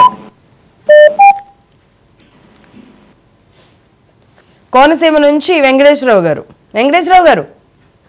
నమస్తే మేడం. నమస్తే అండి. అక్కడ ఉన్న చక్రవర్తి గారికి, బాలకోట గారికి కూడా నమస్కారం మేడం. నమస్తే అండి, చెప్పండి. మాది ఇప్పుడు పల్లెటూరు అంటే మెయిన్ పంచాయతీకి బేస్మెంట్ మేడం. ఇప్పుడు రాష్ట్రానికైనా ఎవరైనా మొత్తం దేశానికైనా రాష్ట్రానికైనా పంచాయతీ బేస్మెంట్ మేడం. పంచాయతీల్లోనే కొంచెం నిజాయితీ ఉంటుంది మేడం. నేను ఒక చిన్న సన్నివేశం చెప్తాను. వాటర్ ట్యాంకులు కట్టి 7 సంవత్సరాలు మేడం అవింది మేడం. 2,28,00,000 3 ట్యాంకులు కట్టి ఉమ్మడి జిల్లా ఉండగా ఎన్నో సార్లు తిరిగాను. మళ్ళీ కొత్త కలెక్టర్, పాత కలెక్టర్ గారు 10 సార్లు తిరిగాను, కొత్త కలెక్టర్ గారు 7 సార్లు తిరిగాను. ఇప్పుడు ఇంతవరకు వాటర్ సుక్క ఇవ్వలేదు మేడం. 7 సంవత్సరాలు అయింది. పంచాయతీలో ఉన్న అవినీతి అని చెప్తున్నాను. అందుకు రాష్ట్రానికి ముందు బేస్మెంట్ పంచాయతీల్లో కరెక్ట్గా ఉంటాయి మేడం. చాలా బాగుంటది మేడం. బాలకోట గారికి ఎప్పుడు కలవట్లేదు, కలిసింది కూడా బాలకోట గారు దృష్టిలో పెడుతున్నాను మేడం. ప్రతి పంచాయతీల్లో కూడా అవినీతులు ఎక్కువ ఉన్నాయి మేడం. ఇప్పుడు ఆ అవినీతులు పోవాలంటే మన చంద్రబాబు గారు కొంచెం దృష్టి పెట్టి ఉద్యోగస్తుల మీద కూడా పనిష్మెంట్ ఉండాలి మేడం. ఏదైనా తప్పు జరిగినప్పుడు ఒక మేము ఫిర్యాదు ఇస్తే మా మీద కూడా పనిష్మెంట్ ఉండొచ్చు మీ ద్వారా. ఎందుకంటే మా వాటర్ ట్యాంక్ మా పుల్లెటూరులో వచ్చి చూడమని ఇప్పుడు ఏం బాలకోట గారిని 7 సంవత్సరాలు ఏంటంటే మేడం ఒక్క చుక్క వాటర్ లేదు. ఆంధ్రప్రదేశ్ వారు ఎక్కడ చూసినా వాటర్ ట్యాంక్ కట్టడం వాటర్ ఇవ్వట్లేదు మేడం. ఎక్కడ చూసినా కోట్లాది రూపాయలు అవినీతి జరుగుతుంది. నేను ఆర్టీఐ కార్యకర్తగా తీసుకున్నాను మేడం, అంతా ఆర్టీఐ తీసుకున్నాను. ఎన్నిసార్లు తిరిగాను మేడం, ఎన్నిసార్లు తిరిగాను కలెక్టర్ ఆఫీస్ కి. అక్కడికి ఆరోగ్యం చెడిపోతుంది తప్ప ఒక్క చుక్క వాటర్ పెంచలేదు మేడం. కట్టిన వాటర్ ట్యాంకులు అలా ఉన్నాయి. అది ఒకసారి బాలకోట గారు దృష్టి ఎందుకు పెడతానంటే బాలకోట గారు చాలా ఇలాంటి వీటి మీద స్పందించారు. ఆయన కంపల్సరీగా కనీసం మా కోనసీమ వచ్చి పుల్లెటూరు వస్తే నేను ఇలాంటి వాటర్ ట్యాంకుల మీద ఎన్నైనా చూపిస్తాను. Okay madam. దేవిప్రసాద్ గారు అనంతపురం నుంచి. దేవిప్రసాద్ గారు నమస్తే అండి, చెప్పండి. చెప్పండి మేడం. బాలకోటయ్య గారు ఒక మాట చెప్పారండి, చంద్రబాబు నాయుడు చేసే తప్పు వల్లే మరీ జగన్ వస్తాడు అన్నది. అది కరెక్ట్ మేడం, అది చాలా కరెక్ట్. మరీ జగన్ గారు వచ్చారు అంటే మాత్రము కేవలం చంద్రబాబు నాయుడు గారి తప్పు వల్లే వస్తారు. అది మేడం నా ఉద్దేశం. ప్లస్ విజన్ అనేది ఉండాలి మేడం, విజన్ అనేది ఖచ్చితంగా ఉండాలి. అది జరుగుతుందో లేదనే తర్వాత కోసం మనకు ఒక టార్గెట్ ఉంటే మనం రీచ్ అవుతాము, రీచ్ కాకపోవచ్చు అవుతాము అనేది నా ఉద్దేశం. ఓకే. కాకపోతే అడ్మైర్ బాలకోటయ్య గారు ఆయన చాలా పోరాడారు ముందు నుంచి. ప్లస్ ఆయన ఇది మాత్రం కరెక్ట్ మేడం. నెక్స్ట్ టైం మరి జగన్ వచ్చారంటే కేవలం చంద్రబాబు నాయుడు గారు తప్పే. అది మీలాంటి వాళ్ళు కూడా హైలైట్ చేయాలి మేడం. చంద్రబాబు నాయుడు గారి వరకు పోవాలి అది. Okay, thank you madam. Okay Devi Prasad గారు. ఓకే, బాలకోటయ్య గారు మీరేమంటారు? లక్ష్మి గారు, ఈ దార్శనిక పత్రంలోనే కాంట్రవర్సీ వస్తున్నాయండి అండి. ఈ దార్శనిక పత్రంలో 10 అంశాల్లోనే కాంట్రవర్షల్స్ ఉన్నాయి. ఎందుకంటే 5 ఏళ్లలో పేదరికం లేని సమాజం సాధిస్తానని అన్నప్పుడు ఇక మిగిలిన ఏమి అక్కర్లేదండి. ఒక పార్కులు ఎందుకు అంటే ఇది చేస్తే పేదరికం లేని సమాజం వస్తుంది కదా సార్? ఆయన దార్శనిక పత్రంలో ఉన్న కార్యక్రమాలు చేస్తే పేదరికం రాదు, నిర్మూలిస్తామని చెప్పటం కదా. కాదండి, ఇప్పుడు ప్రతి విద్యార్థి ఫస్ట్ ర్యాంక్ రావాలని కోరుకుంటాడు. అంటే ఏంటి, మిగతా ఒక సబ్జెక్ట్ లో వస్తే చాలదు కదా, అన్ని సబ్జెక్టులు చదవాలి కదా. అదే ప్లానింగ్ అంటే. లక్ష్మి గారు 5 ఏళ్లలో పేదలు లేని సమాజం, 47 నాటికి 100% అక్షరాస్యత, $42,000 ఆదాయాన్ని పెంచటం, $2.4 ట్రిలియన్ల అభివృద్ధి, ఆయుష్ పెంచటం 80 సంవత్సరాలకి. ఇవన్నీ కూడా మాకు ఆశే, మంచిదే, రావాలనే కోరుకుంటున్నాం, ఇవ్వాలనే కోరుకుంటున్నాం. హౌ ఈజ్ ద పాసిబుల్ అన్న ఒక ప్రశ్న అడుగుతున్నాం. పోతే నేను ఆ మాట చెప్తే మేడం, ఇందాక కాలర్ చెప్పినట్టుగా పరిపాలకుడు అంటే ఎలా ఉండకూడదో జగన్మోహన్ రెడ్డి గారు నిరూపించారు. నేను చంద్రబాబు నాయుడు గారిని కోరుతున్నా, చంద్రబాబు నాయుడు గారు మళ్ళీ మీరే సీఎంగా ఉండాలి, మళ్ళీ మీరే సీఎంగా ఉండాలి. ఇంకొకరికి అవకాశం ఇవ్వమాకండి. సరే, అది రాజకీయం అండి బాలకోటి గారు, అది పొలిటికల్. ఇందాక బాలకోటయ్య గారు చాలా ముఖ్యమైన అంశం తీసుకొచ్చారు లక్ష్మి గారు. ఎన్నికలు 5 సంవత్సరాలకే జరుగుతాయి కాబట్టి మీ ప్రభుత్వ ప్రణాళిక 5 సంవత్సరాలకే ఉండాలి. అది రాజకీయంగా it is the right thing to do. ఈ 5 సంవత్సరాలు ఏం చేయగలం చేయాలి, మళ్ళీ ఎన్నికైతే మళ్ళీ 5 సంవత్సరాలు. మరి ఇది ప్రజాస్వామ్యం, మనకున్న ప్రజాస్వామ్యంలో ఉన్న ఇబ్బంది ఏంటంటే కొన్ని ప్రణాళికలు 10, 15, 20 సంవత్సరాలు పడతాయి. అంటే మీరు ఇంటర్నేషనల్ ఎయిర్పోర్ట్ కట్టారండి శంషాబాద్లో, 5 ఏళ్ళకి కడతారా, 50 ఏళ్ళకి కడతారా? రైట్. అవుటర్ రింగ్ రోడ్ పూర్తిగా ఖాళీ, కర్ఫ్యూ పెట్టినట్టుండేది అవుటర్ రింగ్ రోడ్ బిగినింగ్లో, ఇప్పుడు నిండిపోయింది. And this is where I think మనం చంద్రబాబు నాయుడు గారికి ఇవ్వాల్సిన క్రెడిట్ ఏంటంటే, ఇప్పుడు అవుటర్ రింగ్ రోడ్ వాడేవాడు ఓటేయడుగా, ఎయిర్పోర్ట్ వాళ్ళు ఓటారు, ఐటీ వాళ్ళు ఇప్పుడు 10 లక్షల మంది ఉన్నారు. 10 లక్షల మంది మేము చాలా కష్టపడి ఉద్యోగం తెచ్చుకున్నాం అంటారు, కానీ చంద్రబాబు నాయుడు గారి మూలంగా వచ్చిందని ఓటు రావుగా. సో దాట్ వే ఈ సెల్ఫ్లెస్. సి, ఆంధ్రప్రదేశ్ రాష్ట్రంలో వచ్చిన అందరు ముఖ్యమంత్రుల్లో చరిత్రలో అత్యంత ఎక్కువ కాలం నిలిచేది ఆయన పేరే. మీరు ఎన్టీఆర్ అనొచ్చు, ఇంకొకరు అనొచ్చు, కానీ but I think when history is return it will be CBN. The reason being 5 సంవత్సరాల గురించి ఆలోచించకుండా సంక్షేమంలో ఎన్టీ రామారావు గారి పేరు, రైట్, ఆ లిస్ట్ లో రాజశేఖర్ రెడ్డి గారి పేరు నెక్స్ట్ అంటే అభివృద్ధిలో I think he will be much ఇప్పుడు కాదు నేను ఒక 30 ఏళ్ల తర్వాత who is the best CM అంటే his name will be there that's my belief నేను ఆయన పెద్ద అట్లనే నేను ఆయన డై హార్ట్ ఫ్యాన్ అనుకుంటాను హవెవర్ ఒక్క నిమిషం సార్ ఆయన గొప్పతనం ఏంటంటే నాకు ఈ 5 ఏళ్ల తర్వాత ఓట్లు వస్తాయి అందుకే ప్రతి ఎలక్షన్ ఓడిపోతాడు the problem is always thinking long term అవును ఎట్లాంటి పునాదులు వేస్తే భవిష్యత్తు long term vision long term ruling కాదు right so it is healthy that is why he will be remembered but రాజకీయంగా అది బాలకోట గారు చెప్పింది అదే రాజకీయంగా అది సహాయపడదు రాజకీయంగా 5 ఏళ్ళ ఏం పంచుదాం పంచాలి మళ్ళీ ఓట్లు పంచాలి నాకు ఓట్లు ఎలా రావాలని సంపాదించాలి ఈ 5 ఏళ్ళ తర్వాత అధికారంలోకి వస్తాం రావో తెలియదు బాలకోట గారు గో హెడ్ అండి డెవలప్మెంట్ విజన్ కానీ రూలింగ్ విజన్ లో ఒక నాయకుడు అలా అనుకున్నారు అంటే గనక అది అంటే చంద్రబాబు నాయుడు గారు మాత్రం అలా అనుకోరు నాకు తెలిసి లక్ష్మి గారు మాట చెప్తున్నానండి ఇప్పుడు బాబు గారు ఏం చెప్పారంటే P3 అని చెప్పారండి P4 అని ప్రజలు ప్రభుత్వం ప్రైవేటు నేను అడుగుతున్నాను చక్రవర్తి గారు అభివృద్ధిలో ప్రభుత్వ రంగం మొత్తం పక్కన పోయింది గవర్నమెంట్ ఏంటి ప్రజలు ప్రభుత్వం ప్రైవేటు రంగంతో మేము అభివృద్ధి చేస్తామని చెప్తున్నారు వాళ్ళు అసలు ప్రభుత్వ రంగం ఏడుందండి అభివృద్ధిలో మొత్తం ప్రైవేటైజేషన్ చేసింది ఈ రోజున విద్యుత్ ఉంది సౌర విద్యుత్తుగా మనం ఇస్తున్నాము రహదారులు ఉన్నాయి టోల్ గేట్ కొడుతున్నాం ప్రజలే కొడుతున్నారుగా భూములు మొత్తం ప్రైవేట్ పరమే చేస్తున్నారుగా పబ్లిక్ ప్రైవేట్ పార్ట్నర్షిప్ తో అంటే అన్ని పార్ట్నర్షిప్ లేకుండా మొత్తం అది ప్రైవేట్ పరం అవ్వదండి పార్ట్నర్షిప్ అదే చెప్తున్నా లక్ష్మి గారు ప్రభుత్వ పార్ట్నర్షిప్ లేదు పెద్దవాళ్ళకి పెట్టుబడిదారులకి వాళ్ళకి సంబంధించిన భూములు ఇవ్వటానికని వాళ్ళని రప్పించడానికి పనిచేస్తుంది ప్రభుత్వాల్లో లేవు మారిపోయింది ప్రైవేట్ రంగం వైపే పోతుంది ఉద్యోగాలు లేవు డిఎస్సి లేవు జాబ్ క్యాలెండర్ లేవు ఇది వాస్తవం ఇప్పుడు విశాఖ ఉక్కు పరిస్థితి ఏంటి ఉన్న ప్రభుత్వ రంగాన్నే ప్రైవేట్ వాళ్ళకి అమ్ముకుంటున్నాం మేము ప్రైవేటైజేషన్ అయిపోయింది సరళీకృత ఆర్థిక విధానాలతో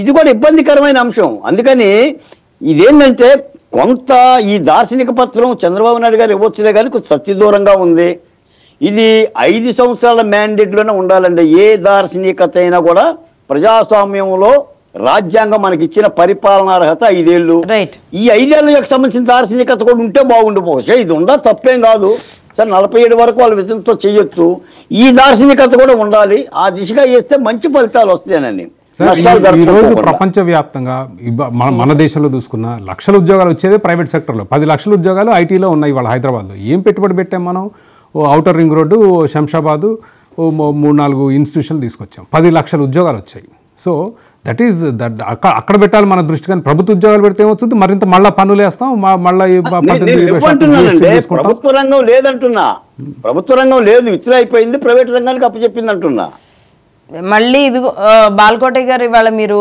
ఎలా ఉన్నారంటే ఇటు అంటే అటు అంటున్నారు అటంటే ఇటు అంటున్నారు ఇది కావాలంటే అది కావాలంటున్నారు అది కావాలంటే ఇది కావాలంటున్నారు ఏంటంటే కాదండి 5 ఏళ్ల పాటు ప్రభుత్వం పని ఏంటి అప్రభుత్వం పని ఏంటండి 5 ఏళ్ల పాటు భూమి చదును చేసుకోవడానికి విత్తనాలు చల్లడానికి చంద్రబాబు నాయుడు గారు లాంటి వాళ్ళకి ఆ మొలకలు తెప్పించడానికి సరిపోతుంది సరే అంతకుముందు ఆయన చక్రవర్తి గారు చెప్పినట్లుగా ఆయన రాజకీయం నెక్స్ట్ అధికారంలోకి రావడానికి ఆయన పట్టించుకోలేదు మొర్రో అనే పార్టీ వాళ్ళు ఆలోచించుకుంటారు అది వాళ్ళు చూసుకుంటారు ఇప్పుడు పవన్ కళ్యాణ్ గారు లోకేష్ గారు ఇక పూర్తి స్థాయిలో లెఫ్ట్ అండ్ రైట్ ఉన్నారు కాబట్టి అది రాజకీయం వాళ్ళు చూసుకుంటారు అది మనకు కూడా సంబంధం లేదు మన రాష్ట్రం ఎలా అభివృద్ధి చెందాలి దానికి చంద్రబాబు నాయుడు గారి ఇన్వాల్వ్మెంట్ ఆయన తీసుకున్న ఇనిషియేషన్స్కి మనం ఏం సలహాలు ఇవ్వాలి ఏం తీసుకోమని చెప్తారు పోలవరం లేదు అంటే మళ్ళీ ఉద్యోగాలు అంటారు మళ్ళీ సంక్షేమం అంటారు 6 గ్యారంటీస్ అంటారు ఇది కాదు కదా విజన్ కోసం మనం ఉన్నా లేకపోయినా మన బిడ్డలు బాగుండాలండి రేపు ఆంధ్రప్రదేశ్లో పట్టు చేతి పట్టుకొని అటు ఇటు పోకుండా లక్ష్మి గారు చంద్రబాబు మేమంతా అలా వచ్చేసి హైదరాబాద్ లో ఉన్నాం కాదు చంద్రబాబు నాయుడు గారు ఆలోచిస్తారు పవన్ కళ్యాణ్ గారు ఆలోచిస్తారు లోకేష్ గారు ఆలోచిస్తారంటే ఏం ఆలోచిస్తారు రాజకీయం గురించి మీరు మాట్లాడుతుంటే అది వాళ్ళు చూసుకుంటారు మనకి ఎందుకు అంటున్నా ఆ రాజకీయం బాగుండాలని చెప్తున్నా ప్రజా సంక్షేమమే రాజకీయం ప్రజలు మిమ్మల్ని దీవిస్తే మళ్ళీ గెలుస్తారు ప్రజలు దీవించాలంటే ప్రజలకు మెచ్చిన పథకాలు చెయ్యాలి అదే రాజకీయం ప్రజలకు దూరంగా ఉండకూడదని చెప్పేసి కాలేజ్ కూడా లైన్ లో ఉన్నారు హలో మేడం గారు వరలక్ష్మి గారు మాట్లాడండి మేడం గారు నమస్తే అండి నమస్తే చెప్పండి మేడం నేను ఒక వాలంటీర్ నండి, సైన్ చేయలేదండి. చంద్రబాబు నాయుడు గారు ఉద్యోగం ఇస్తారు అని కొంచెం చెప్పండి. మాకు సైన్ చేయలేని వాళ్ళకన్నా ఇవ్వాలి కదండి, మేము అందరితో ఓట్లు వేయించామండి. నేను వస్తే బాగుంటది, పాలన బాగా చేస్తారు అని. సైన్ చేసిన వాళ్ళకి వదిలేసి సైన్ చేయలేని వాళ్ళకైనా ఇవ్వాలి కదా మేడం. వాలంటీరే కావాలనుకుంటున్నారా ఇంకే ఉద్యోగం అయినా? వాలంటీరే బాగుంటది కదా మేడం, కొంచెం చేసుకోవడానికి పిల్లల్ని గట్రా చూసుకోవడానికి. లక్ష్మి గారు అర్థమైందా ఇప్పుడు? కాదు కాదు, లేదు లేదు, అర్థం కాకపోవడానికి ఏం కాదండి. ఇంకా ఉందో అర్థమైందా? ఇప్పుడు ఈ దార్శనిక పత్రంలో ఆమె ఆవేదన ఉందా? మాకు అలవాటు అయిపోయింది కదా మేడం, అలవాటు అయిపోయింది. ఇంకా అంటే 5 సంవత్సరాలు చేసాం కదా మేడం గారు. సరే, వాలంటీర్ల గురించి మనం గతంలో కూడా మాట్లాడాం వరలక్ష్మి గారు. 2 రోజుల పనికి 4 రోజుల పనికి 5,000 ఇవ్వాలా, లేదంటే మనం ఎప్పుడూ పని చేసుకోవడానికి ఇవ్వాలా, అసలు కొంతమంది. చక్రవర్తి గారు, సరే వరలక్ష్మి గారు, మీ అంశం నిజంగా ప్రభుత్వం కన్సిడర్ చేయాలి. మీలాంటి వాళ్ళు ఎవరెవరు ఉన్నారో ఇబ్బందులు పడుతున్న వాళ్ళు, అయితే మేము ఓటేయించాము ఓటేసాము అనేది ఇక్కడ క్రైటీరియా కాదండి. అంటే అది అంశం కాదు. మీరంతా ఒక నెల పాటు ఇంత జీతం తీసుకున్నారు, ఇప్పుడు తీసుకోకుండా అయిపోయారు కాబట్టి దాని గురించి మాట్లాడాలి కూడా. ఇట్స్ ఎ ట్రికీ సబ్జెక్ట్ అండి. చక్రవర్తి గారు ఒక్క మాట వరలక్ష్మి గారు అంటున్నారు. ఇంకా వరలక్ష్మి గారి గురించి చెప్తా. వరలక్ష్మి గారు మీరు లైన్ లో ఉండండి. ఆమె ఆవేదన మీకు ఎలా అర్థమైందండి? ఆమె ఉద్యోగం లేదని బాధపడుతుంది, తెలుగుదేశం పార్టీని గెలిపించేందుకు ఓట్లు వేశానని బాధపడుతుంది, ఉపాధి కోసం అల్లాడుతుంది. మనమేమో బ్రిలియంట్ లక్షలు. ఏం మాట్లాడుతున్నారు బాలకోటి గారు? వాలంటీర్లందరికి ఉద్యోగాలు ఇచ్చేసి, డిఎస్సీలందరికి ఉద్యోగాలు ఇచ్చేసి, అందరికి కూర్చోబెట్టి అందరికి డబ్బులు ఇంటికి పంపించేద్దామా? ఎక్కడి నుంచి వస్తాయి? ఇదే వాలంటీర్లందరితో నేను డిబేట్ చేస్తే చక్రవర్తి గారు, మాకు ఏంటంటే మాకు పిల్లలు ఉన్నారు, మేము 2 రోజులే పనిచేస్తాం, నెలంతా పనిచేసే ఉద్యోగాలు కావాలా అంటే వద్దన్నారు. సరే, వరలక్ష్మి గారి ప్రాబ్లం వేరే ఉండొచ్చు. కొంతమంది కాదు మాకు గౌరవంగా చేసుకునే ఉద్యోగం ఇస్తే వెళ్తామంటున్నారు. అంటే ఎంతమంది చంటి పిల్లల్ని ఇంట్లో వదిలిపెట్టి రోడ్లు ఉడ్చే వాళ్ళు కూడా ఎలా పనులకు వస్తున్నారండి? వీళ్ళకి అలవాటు అయిపోయి 2 రోజులకు 3 రోజులు. నిజంగా నా వాలంటీర్లంతా నా మీద కోపడినా నేను బాధపడను. కానీ ఇప్పుడు బాలకోటి గారు అన్నట్టుగా 5,000 2 రోజులు పనిచేస్తే వచ్చేస్తే సరిపోతుందా అండి? ఆర్థికంగా లక్ష్మి గారు వాలంటీర్లు 2 రోజులే అండి వాళ్ళు పనిచేసేది నెలలో. ఎన్ని రోజులు లెక్క తీయండి. చక్రవర్తి గారు మీకు మాట చెప్తున్నా, ఆంధ్రప్రదేశ్ లో ఉద్యోగాలు లేకే ఈ బీటెక్ బిఏ చదివిన బిడ్డలు 5,000 రూపాయలకు ఉద్యోగాలకు చేరారు. జగన్మోహన్ రెడ్డి గారు వాళ్ళ కార్యకర్తలుగా వాడుకున్నారు. ఉద్యోగాలు లేక మీరు ఉద్యోగాలు కల్పిస్తే వాళ్ళు ఉద్యోగాలు చేయరా? ఏ గతి లేనప్పుడు అవి చేస్తున్నారు. ఇప్పటికి వాళ్ళు ఆవేదన పడుతుంది. ఇప్పుడు కాదండి, జగన్మోహన్ రెడ్డి గారు పెట్టినందుకు ఎంతమంది అండి 2.5 లక్షల పైచులకు ఉన్నారు. వాళ్ళందరికీ ఇప్పుడు ఉద్యోగాలు ఇచ్చేయాలంటారు మీరు, అంతేగా? నేను ఇవ్వమని చెప్పలేదు మేడం, రాష్ట్ర స్థితి చెప్తున్నా. 5,000 రూపాయల కోసం కూడా అల్లాడుతున్నా. 5 ఏళ్ల పాటు కంపెనీలు లేవు బాలకోటి గారు. 1 డే, ఒక రాత్రికి రాత్రి నిర్మాణాలు జరిగిపోయి ఉద్యోగ కల్పన, ఫారెన్ నుంచి కంపెనీలు రావడం సాధ్యమయ్యే పని కాదు. పని అంటే కంపెనీలే కాదు, మాకు వ్యవసాయం ఉంది. ఇప్పటికీ కూడా 80% వ్యవసాయ భూమిలో ఉన్నాయి ఆంధ్రప్రదేశ్. ప్రాజెక్టులేవి, వ్యవసాయాన్ని మర్చిపోతున్నారు. నీళ్ళేవి అదే చెయ్యమంటున్నాం. అది కూడా సింగిల్ డే ఎలా అవుతుందండి? అట్లాగా సార్, వ్యవసాయం చేస్తూ ఇంతమంది జనాభా వ్యవసాయం చేస్తూ ఉన్న ఒక అభివృద్ధి చెందిన దేశం ఒకటి చెప్తారా? లేదు sir. Let us not, we should promote industry, we should promote private sector. అక్కడ వస్తాయి మనకు ఉపాధి అవకాశాలు. బట్ వాలంటీర్ల విషయం అండి, మనం మీరు looking at human angle, but it is a political angle. దాంట్లో రాజకీయ కోణం ఉంది. ఆయన 2.5 లక్షల మంది వాలంటీర్ని ఎట్లా పెట్టాడు? ఇది పారదర్శకంగా పరీక్ష పెట్టి స్కిల్ బేస్గా తీసుకోలేదు, పార్టీ సింపథైజ్ తీసుకున్నాడు ఆయన. సో వాళ్ళు చాలా మొత్తం 2.5 లక్షల మంది వైసీపీ వాళ్ళని నేను అన్ను. బట్ అక్కడ ఉన్న టెస్ట్ వాళ్ళు మాట్లాడే నాయకులందరూ కూడా మాట్లాడారు. అది వాలంటీర్లు అంతా మా వాళ్ళే ఓట్లు ఇస్తారంటే ఎలక్షన్స్ అప్పుడు వాళ్ళు ఎలక్షన్ విధుల్లో రాకుండా కూడా ఎలక్షన్ కమిషన్ రూలింగ్ ఇచ్చింది, కోర్టు కూడా ఇచ్చినట్లుంది రూలింగ్. అప్పుడు నా ఒక పొరపాటు ఏంటంటే తెలుగుదేశం పార్టీ అనకుండా ఉండాల్సింది తీసుకుంటామని. అది పొరపాటు.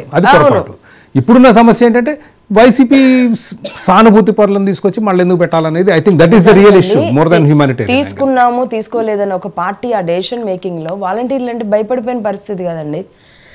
అవును, ప్రత్యేకంగా సంతకాలు పెట్టని వాళ్ళని తీసుకుంటా ఉన్నారు. మీకు లక్ష్మి గారు వాలంటీరే తీసుకోనక్కర్లా, వాళ్ళకి ఏదైనా అర్హత కలిగిన వాళ్ళకి ప్రత్యామ్నాయ మార్గాలు చూపించవచ్చు.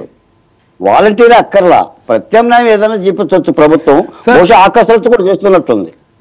మీరు ప్రైవేట్ రంగాన్ని అభివృద్ధి చేయాలి అనుకుంటే ఈ విధంగా మనం ప్రభుత్వ రంగంలో ఉద్యోగాలు ఇస్తూ పోతే ఎక్కడి నుంచి వస్తాయి డబ్బులు? ఆల్రెడీ చక్రవర్తి గారు ఎంత ఇస్తారు ప్రభుత్వానికి డబ్బులు? చక్రవర్తి గారు, ప్రభుత్వం ఉద్యోగాల నుంచి బయటికి వెళ్ళిపోయి 10 ఏళ్ళు అయ్యింది. సరళీకృత ఆర్థిక విధానాలు వచ్చిన తర్వాత మొత్తం ప్రపంచం అంతా ప్రైవేట్ రంగమే. పెట్టుబడి పెట్టు, లాభాలు ఉద్యోగాలు ఇవ్వు, తెచ్చుకో. మనం ఓటేసి ప్రైవేట్ ని గెలిపించుకోవట్లేదండి, ప్రభుత్వాన్ని గెలిపించుకుంటున్నాం. ప్రైవేట్ తో ముందుకెళ్లాలా, ప్రభుత్వంతో ముందుకెళ్లాలా చేస్తుంది. ప్రభుత్వాలు వ్యాపారాలు చేసుకుంటా కూర్చో, అభివృద్ధి చేయడానికి ప్రైవేట్ పరంగా మీరు లక్ష్మి గారు, ప్రభుత్వం పరిపాలనకే ఉంది, పరిశ్రమలు పెట్టడానికి లేదంటున్నా నేను. అవును, అది ప్రైవేట్ సెక్టర్ అయిపోయింది. ఈ యొక్క పెట్టుబడుల యొక్క రాబడి ఆహ్వానించడం అందులో భాగమే, సెజ్జన్ అందులో భాగమే, భూముల కేటాయింపు అందులో భాగమే, విద్యుత్ కూడా ప్రైవేట్ వాళ్ళకి ఇస్తున్నాం, సాగునీళ్ళ మీద పన్నులు కూడా ప్రైవేట్ వాళ్ళకి ఇస్తున్నాం. త్వరలో అన్ని సెక్టార్లు ప్రైవేట్ పరమే అయిపోతుంది. రోడ్డు మీద నడిచే ప్రతి ఒక్కరు టోల్ గేట్ కడుతున్నాడు. ప్రభుత్వం ఓన్లీ అడ్మినిస్ట్రేషన్ గానే ఉంది కాబట్టి ఉద్యోగాలు లేవు. అదేంటి ఇవన్నీ జరగడం వల్ల ఉద్యోగాలు వస్తాయండి. ప్రభుత్వ ఉద్యోగమే ఉద్యోగం కాదు బాలకోటి గారు. అంత మాట అన్నారేంటండి చక్రవర్తి గారు? నా మాట చెప్పండి. Right, okay. ఒక కాలేజ్ లైన్ లో ఉన్నారు, ఒక్క నిమిషం. ఏమండి, ఈరోజు బాలకోటి గారు మీ అబ్బాయి ప్రభుత్వ ఉద్యోగం చేస్తున్నాడా, లేదంటే నెక్స్ట్ జనరేషన్ అమెరికాలో ఉన్న వాళ్ళందరూ ప్రభుత్వ ఉద్యోగాలు చేస్తున్నారా, అమెరికన్ గవర్నమెంట్ లో చేస్తున్నారా?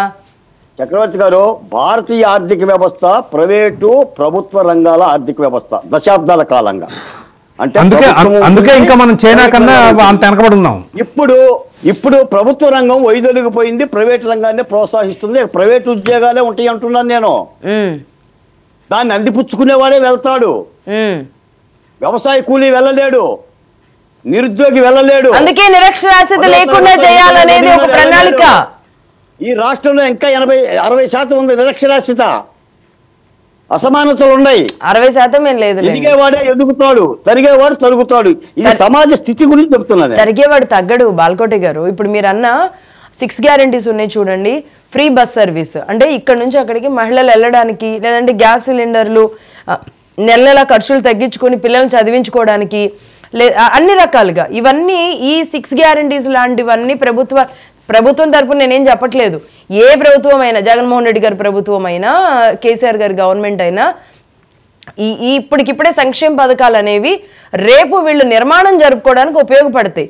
ఈ రూపాయి కాస్త రేపు పెట్టుబడిగా పెట్టుకోవడానికి పిల్లల మీదో, లేదా వాళ్ళ భూమి మీదో, ఆస్తి మీదో ఎంతో కొంత కొంచెం డైవర్ట్ చేసుకోవడానికి ఉపయోగపడతాయి.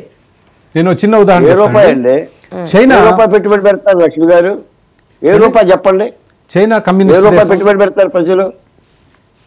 చైనా కమ్యూనిస్ట్ మనం చాలా కాదండి, చాలా వాస్తవ దూరంగా ఆలోచిస్తున్నామండి. మనం ఆలోచించే స్థితి లేదు. నేను చిన్న ఉదాహరణ చెప్తా బాలకోటయ్య గారు. చైనా 1990లో మనం ఇంకా వెనకబడి ఉన్నప్పుడు వాళ్ళు సరళీకృత ఆర్థిక విధానాలు తీసుకొచ్చినప్పుడు 3.5 కోట్ల మందిని తీసేశారు ఉద్యోగాల నుంచి, ప్రభుత్వ ఉద్యోగుల్ని. ఖర్చు తగ్గించడానికి ప్రజల దగ్గర డబ్బు ఉంటే సమాజం ఎప్పుడైనా అభివృద్ధి చెందుద్ది. నెక్స్ట్, మీరు మన దగ్గర చదువుకునే వాళ్ళు, స్కిల్స్ లేని వాళ్ళు, డిగ్రీ లేని వాళ్ళు అన్నారు. ఇవాళ అసలు హైదరాబాద్లో మీరు ట్యాక్సీ నడిపించేవాళ్ళు, Uber, Ola, Swiggy, Zomato, delivery, Instamart, అసలు ఎన్ని ఉద్యోగాలండి. మీరు పెట్టిన పెట్టుబడి ఎంత దాని మీద? Next nothing. ఎన్ని ఉన్నాయండి. ఇంజనీరింగ్ డిగ్రీ చదువులేని వాళ్ళకి మంచి ఉద్యోగం, మంచి ఉపాధి వస్తుంది. చదువుకున్న వాళ్ళు కూడా అట్లాంటి ఆర్థిక వ్యవస్థ నిర్మించడానికి ప్రయత్నించాలి. ప్రభుత్వ ఉద్యోగాలు ఎక్కడి నుంచి వస్తాయి? మన పనుల నుంచే కదా వచ్చేది. చెప్పండి బాలకోటి గారు, చెప్పండి. మనం పొరపాటు చేస్తున్నాం. హైదరాబాద్ ను చూపించి దేశమంతా అలా ఉండాలని అనుకోవడం పొరపాటు. హైదరాబాద్ బ్రహ్మాండంగా ఉన్నప్పుడు అట్లా ఉంటాను మనం చేయడానికి. తెలంగాణలో ఎన్ని హైదరాబాద్లు ఉన్నాయి చెప్పండి. అరే హైదరాబాద్ అసలు కాదు. ఒక వరంగల్ హైవే మీరు వెళ్ళండి, నిజామాబాద్ హైవే వెళ్ళండి, ఏమండి ఆదిలాబాద్ మారుమూల వరకు నేను చూసొచ్చా. లక్ష్మి గారు నన్ను చెప్పనివ్వండి మేడం. కేసీఆర్ గారు గొర్రెల పథకం పెట్టిండు, బర్రెల పథకం పెట్టిండు, గొర్రెలు ఇచ్చిండు, బర్రెలు ఇచ్చిండు, శ్రీశైలం ప్రాజెక్టు కట్టిండు, హైదరాబాద్ గట్ల. శ్రీశైలం అమెరికా చూపించి కాళేశ్వరం మీరు అమెరికా చూపించి భారతదేశం అమెరికాలో ఉండాలంటే అది మన తప్పు అవుతుంది. నా స్థితి వేరు, నీ స్థితి వేరు. కొప్పులు బట్టి పువ్వులు పెట్టాలి. రాష్ట్రంలో ప్రజలు ఏం కోరుకుంటున్నారో ఆలోచించాలి. ఏ దార్శనికత కూడా అలాగనే ఉండాలి. హైదరాబాద్ చంద్రబాబు నాయుడు గారు దిగిపోయే సమయానికి 50,000 కోట్లు ఎక్స్పోర్ట్స్, కేసీఆర్ గారు దిగే టైంకి 2.5 లక్షల కోట్లు. హైదరాబాద్ చేయలేదంటే ఎట్లా కుదురుద్ది? 5 ఇంతలు పెరిగింది. ఒక నగరాన్ని చూపించి అన్ని అలాగనంటే ఎంతమంది బతుకున్నారు సార్? 1 కోటి మంది బతుకుతున్నారు హైదరాబాద్ లో. ఇవాళ ఎక్కడి నుంచి వస్తున్నారు సార్? మీరు అంటే మీరు ఇంకా జీవితాంతం అక్కడే వ్యవసాయం చేస్తూ 3 ఎకరాల మీద చావమంటారు జనాల్ని? ఇవాళ ఇక్కడ ఉపాధి అవకాశాలు సృష్టిస్తుంది నగరం. అదే చక్రవర్తి గారు, ఏసీ గదుల్లో ఉండేవాడికి పొలంలో ఉండేవాడికి తేడా. నేను వ్యవసాయం చేస్తాను సార్, చెప్పడం ఈజీ. మీరు చెప్పే నలుగురులో వ్యవసాయం చేస్తాను, నాకు తెలిసింది. 14 ఏళ్ళు. తెలంగాణలో ఎన్ని హైదరాబాద్ లో ఉన్నాయి చెప్పండి? అరే 1 కోటి మంది ఉన్నారు సార్ హైదరాబాద్ లో. తెలంగాణ జనాభా ఎంత? వలస వస్తున్నారండి. మంచిది కదండి, వలస వస్తే జీవనోపాధికి వస్తున్నారు. ఇంకా అసలు ఈ ప్రపంచంలో అభివృద్ధి చెందిన దేశాల్లో గ్రామాల్లో ఎవరైనా ఉన్నారా? అభివృద్ధి చెందిన దేశాల్లో హైదరాబాద్ పెట్టుకోండి. అమెరికా, చాలా పొరపాటు, యునైటెడ్ కింగ్డమ్. ఏం పొరపాటు సార్? మన ఆలోచనలో అందుకే మన ఆలోచనలు ఇట్లున్నాయి కాబట్టి ఇంత వెనకబడి ఉన్నాం. పక్కనున్నప్పుడు ఈ విజన్ డాక్యుమెంట్ ని మీరు ఆమోదించాలి. ఇది పిచ్చి డాక్యుమెంట్ కాదు, మంచి డాక్యుమెంట్ ఆమోదించాలి. మీరు ఈ కాలం చెల్లిన ఆలోచనలతో ఈ దేశాన్ని రాతి యుగానికి నెడుతున్నారు. చైనా 1980లో చైనా మనకంటే వెనకబడ్డ దేశం. ఈ రోజు 6 ఇంతలు కమ్యూనిస్ట్ చైనా 6 ఇంతలు పెరిగింది. ఒక సగటు భారతీయుడు 10,000 సంపాదిస్తుంటే పక్కనున్న చైనా 60,000 సంపాదిస్తున్నాడు. ఇంకా మీరు ఇదే మా గ్రామాల్లో మా వ్యవసాయం, అరే రైతులు అభివృద్ధి చెందకూడదా? రైతులు మంచి ఉద్యోగాలు చేయకూడదా? రైతు బిడ్డలు మైక్రోసాఫ్ట్ లో పనిచేయకూడదా? ఎంతసేపు గ్రామాల్లో 2 ఎకరాలు ఈడ్చుకుంటూ సంవత్సరానికి 10,000 సంపాదిస్తూ బతకాలా? ఇది ఎక్కడనే? అసలు ఎక్కడన్నా ఒక్క అభివృద్ధి చెందిన దేశం చూపించి ఇంతమంది వ్యవసాయం చేసేవాళ్ళు? ఒక్క అభివృద్ధి చెందిన ఒకటే ఛాలెంజ్ మీకు, ఒకటే ఛాలెంజ్. ఒక్క అభివృద్ధి చెందిన దేశాన్ని, ఒక్క దేశాన్ని చూపించండి నాకు. ఇంతమంది ప్రజలు వ్యవసాయం చేస్తున్న దేశం 2 ఎకరాల మీద. ఏం సార్ ఏం మాట్లాడతారు మీరు? ఏమంటే మీరే వ్యవసాయం చేస్తారు, మీరే రైతులు పోగొడతారా? అంటే వ్యవసాయం ఎగ్జాక్ట్లీ చేస్తున్నాను కాబట్టి చెప్తున్నాను. It is not viable. It is not viable. It is not viable. ప్రకటించమనండి వ్యవసాయం అక్కర్లేదని. అమెరికాలో ఒక్క నిమిషం వినండి. అమెరికాలో 100 సంవత్సరాల క్రితం 80% మంది, వినండి, అమెరికాలో 100 సంవత్సరాల క్రితం 80% మంది వ్యవసాయం చేసేవారు. 80% మంది. మీరు 100 చెప్పండి. వ్యవసాయాన్ని మీరు కించపరిస్తే కించపరచడం లేదు. ప్రజలు అభివృద్ధి చెందాలి. 40-50% మంది ప్రజలు వ్యవసాయంలో ఉంటూ అభివృద్ధి చెందిన దేశం ఈ ప్రపంచంలో ఒక్కటి కూడా లేదు. అమెరికా ఈరోజు 80% వ్యవసాయదారులు. 80% నుంచి వాళ్ళు ఎక్కడుందండి 100 ఏళ్లలో? 1%. ఏ దేశం అభివృద్ధి? నాకు ఒక పేరు చెప్పండి. జనాభాలో 50% వ్యవసాయం చేస్తూ అభివృద్ధి చెందిన దేశం ఒకటి చెప్పండి. బాల్కోటి గారు అంటే మీ బాధ ఏంటంటే నిజానికి నాకు అర్థం కావట్లేదు. ఆ బాధ కాదు మేడం. మీరు ఏమండి, ఇది భారతదేశం అమెరికానా? అరే అభివృద్ధి చెందాలా? ఇంకా ఇక్కడ మీరు భారతదేశంలో కూర్చొని అమెరికా గురించి మాట్లాడతారేంటి? మన అభివృద్ధి చెందామా? ఇక్కడ కూర్చుందామా? ఇవాళ ఒక భారతీయుడు 1000 రూపాయలు సంపాదిస్తే అమెరికాలో మనిషి 30,000 సంపాదిస్తాడు. ఎన్ని రోజులు బతుకుతాం ఇట్లా బీదరికంలో? బీదరికంలో ఎన్ని రోజులు ఉంచుతాం మనం దేశాన్ని? ఒక్క నిమిషం అండి. బాల్కోటి గారు, మీరు వ్యవసాయం చేస్తారా? చేస్తాను. స్టిల్ ఇప్పుడు ఎన్ని ఎకరాలు చేస్తున్నారు బాల్కోటి గారు? స్టిల్ చేస్తాను, 2 ఎకరాలు చేస్తాను కదా. మేము వ్యవసాయమే అండి. ఇప్పుడు మా నాన్నగారు వాళ్ళు లేదంటే మీ పిల్లల్ని అభివృద్ధి చెందిన మైక్రోసాఫ్ట్ లో పనిచేయాలా, వ్యవసాయం చేయాలా? ఇప్పుడు నేను వ్యవసాయం చేయాలని మా పేరెంట్స్ కోరుకుంటే నేను ఇక్కడ ఉండేదన్నా. మీ పిల్లలు వ్యవసాయం చేస్తున్నారా బాల్కోటి గారు? ఒక జనరేషన్ వ్యవసాయానికి ఇంకొకటి అండి, అప్లిఫ్టింగ్ అనేది ఎలా ఉంటుందంటే బాల్కోటి గారు చూడండి, ఇప్పుడు వ్యవసాయం చేసేవాళ్ళు కూలి దగ్గర నుంచి మొదలు పెడదామండి. కూలి అక్కడ నుంచి ఒక 2 ఎకరాల భూమి వ్యవసాయం చేసుకోవడం, వాళ్ళ పిల్లల్ని చదివించుకోవడం, వాళ్ళు పైకి వెళ్ళడం. మళ్ళీ నెక్స్ట్ ఇంకా కూలి కంటే కింద అది కూడా అవకాశం లేని వాళ్ళు కూలి దాకా రావడం. అప్లిఫ్టింగ్ అనేది సొసైటీలో సమాజంలో అలా పైకి వెళ్తూ ఉంటదండి. సరే లక్ష్మి గారు, భారతదేశ ఆర్థిక నిపుణులు చెప్పిన మాట చెప్తున్నా, ఇది మీకు నాకు కూడా అర్థం కాని విషయం.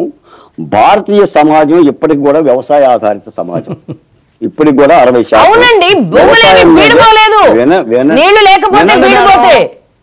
వినండి మేడం, వ్యవసాయ ఆధారితం కాబట్టి జలయజ్ఞాలు పెడుతున్నాం, మనం పోలవరం కావాలంటున్నాం, కాళేశ్వరం కట్టాం. అవును, ప్రభుత్వాలే ఆలోచనతో ఉన్నాయి. మనమేంటి మేడం, మనం అమెరికాలో ఎగిరిపోదాం, రెక్కలు కట్టుకొని ఎగిరిపోదాం. ఇప్పుడు ఏం మాట్లాడుతున్నాం మనం? అర్థం కావట్లేదు. వ్యవసాయం లక్షల కోట్ల రూపాయలు వ్యవసాయం మీద పెడుతున్నాయి. వ్యవసాయం ఏమండి, వ్యవసాయం ఏ వర్గానికి ఆ వర్గం ఉంటుందండి. మీరు ప్రైవేట్ వాళ్ళకి మనం సలాం కొడదాము, ప్రైవేట్ వాళ్ళకి గులాం కొడదాము అంటే కొట్టుకోండి, కాదని ప్రైవేటే. కానీ దేశీయ ఉత్పత్తులు పెరగాలి, వీటిల్లో కూడా ప్రభుత్వాల్లో మార్పు రావాలి. మేము చెప్తుంది కూడా అదే. ప్రభుత్వ ఆర్థిక విధానాలు కూడా మార్చుకోవాలి. మొత్తం ప్రైవేట్ రంగమే కాదు, దేశీయ పరిస్థితికి రావాలనేది చాలా మంది ఆర్థికవేత్తలు మాట్లాడుతున్నారు. నేను ఆ విషయం మాట్లాడుతున్నా, మీరు ఆలోచించాల్సింది మాట్లాడుతున్నా. ఎందుకంటే దేశం ఎప్పటికీ వ్యవసాయ ఆధారితంగా ఉంది కాబట్టి ఆ స్థితిని కూడా కలుగు చేయాలి. మనం ప్రజలకు దూరంగా ఉండే ఆలోచన చేస్తే ఇప్పుడు మనం ఇటువంటి ఆలోచనలే 78 సంవత్సరాల నుంచి భారతదేశాన్ని అతి బీద దేశంగా ఉంచాయి. 78 సంవత్సరాలు, 1947లో స్వాతంత్రం వచ్చింది.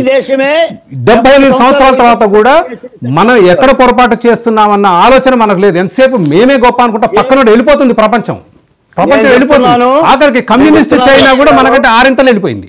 ఇంకా కూడా మేము అదే పాత మూసలోనే ఉంటాం. ఇంకొకటి, చైనాలో వ్యవసాయం లేకుండా లేదండి, అక్కడ అమెరికాలో వ్యవసాయం లేదా? అమెరికా అదే అంటున్నా, వ్యవసాయం ముయ్యమనట్లేదు, ప్రొడక్టివిటీ పెరగాలి. అవును, ఇప్పుడు మీరు వెళ్ళినా అక్కడ ఒక 5 ఎకరాలు కొనుక్కుంటే మీకు గ్రీన్ కార్డ్ ఇస్తారు. అమెరికాలో కూడా వ్యవసాయం ఉంది, వ్యవసాయాన్ని ఎవరు వదిలిపెట్టరు. రైట్ అండి. ఎనీవే, బాలకోటయ్య గారి ఆవేదన వాస్తవ పరిస్థితి అది. ఏముంటుంది, ప్రజలు కోరుకున్నదే ప్రభుత్వాలు చేయాలి, అంతే. అవును, అదే చేయాలి అని ఆశిద్దాం. ఇప్పుడున్న నాయకులు వింటారు, చేయగలరు, సమర్థులు కాబట్టి ఆ హోప్ అయినా ఉంటుంది. అలాగే వెళ్ళాలని కోరుకుందాం. మరి అలాగే చక్రవర్తి గారు అన్నట్టుగా మేబీ స్వర్ణాంధ్ర ఈ స్క్రిప్ట్ అనేది ఏమైనా ఇబ్బందిగా ఉన్నా విజన్ అనేది చంద్రబాబు నాయుడు గారి విషయంలో ఆ ప్లానింగ్ అనేది క్లారిటీ ఉంటుంది కాబట్టి అలా ముందుకు వెళ్ళడానికి బేసిక్గా మౌలిక సదుపాయాలు వీటన్నింటికి ఇన్ఫ్రాస్ట్రక్చర్ డెవలప్ అవడానికి నేల చదును చేయడం, అలాగే ఒక రూట్ మ్యాప్ అనేది వేసుకోవడం, first of all road and infrastructure clearance ఇవ్వడం అనేది, బేస్ నిర్మాణం అనేది జరగాలి కాబట్టి దాని నుంచి మొదలు పెట్టాలి అనేది ఆయన చెప్తున్నారు. రైట్. ఎనీవే, కాలర్స్ అయితే తీసుకోలేకపోయాం. వన్స్ అగైన్ నెక్స్ట్ వచ్చే వారం మళ్ళీ తీసుకుందాం పబ్లిక్ అండ్ పాలిటిక్స్లో. థ్యాంక్ యూ వెరీ మచ్ అండి చక్రవర్తి గారు, బాలకోటయ్య గారు, ఇద్దరికి ధన్యవాదాలు.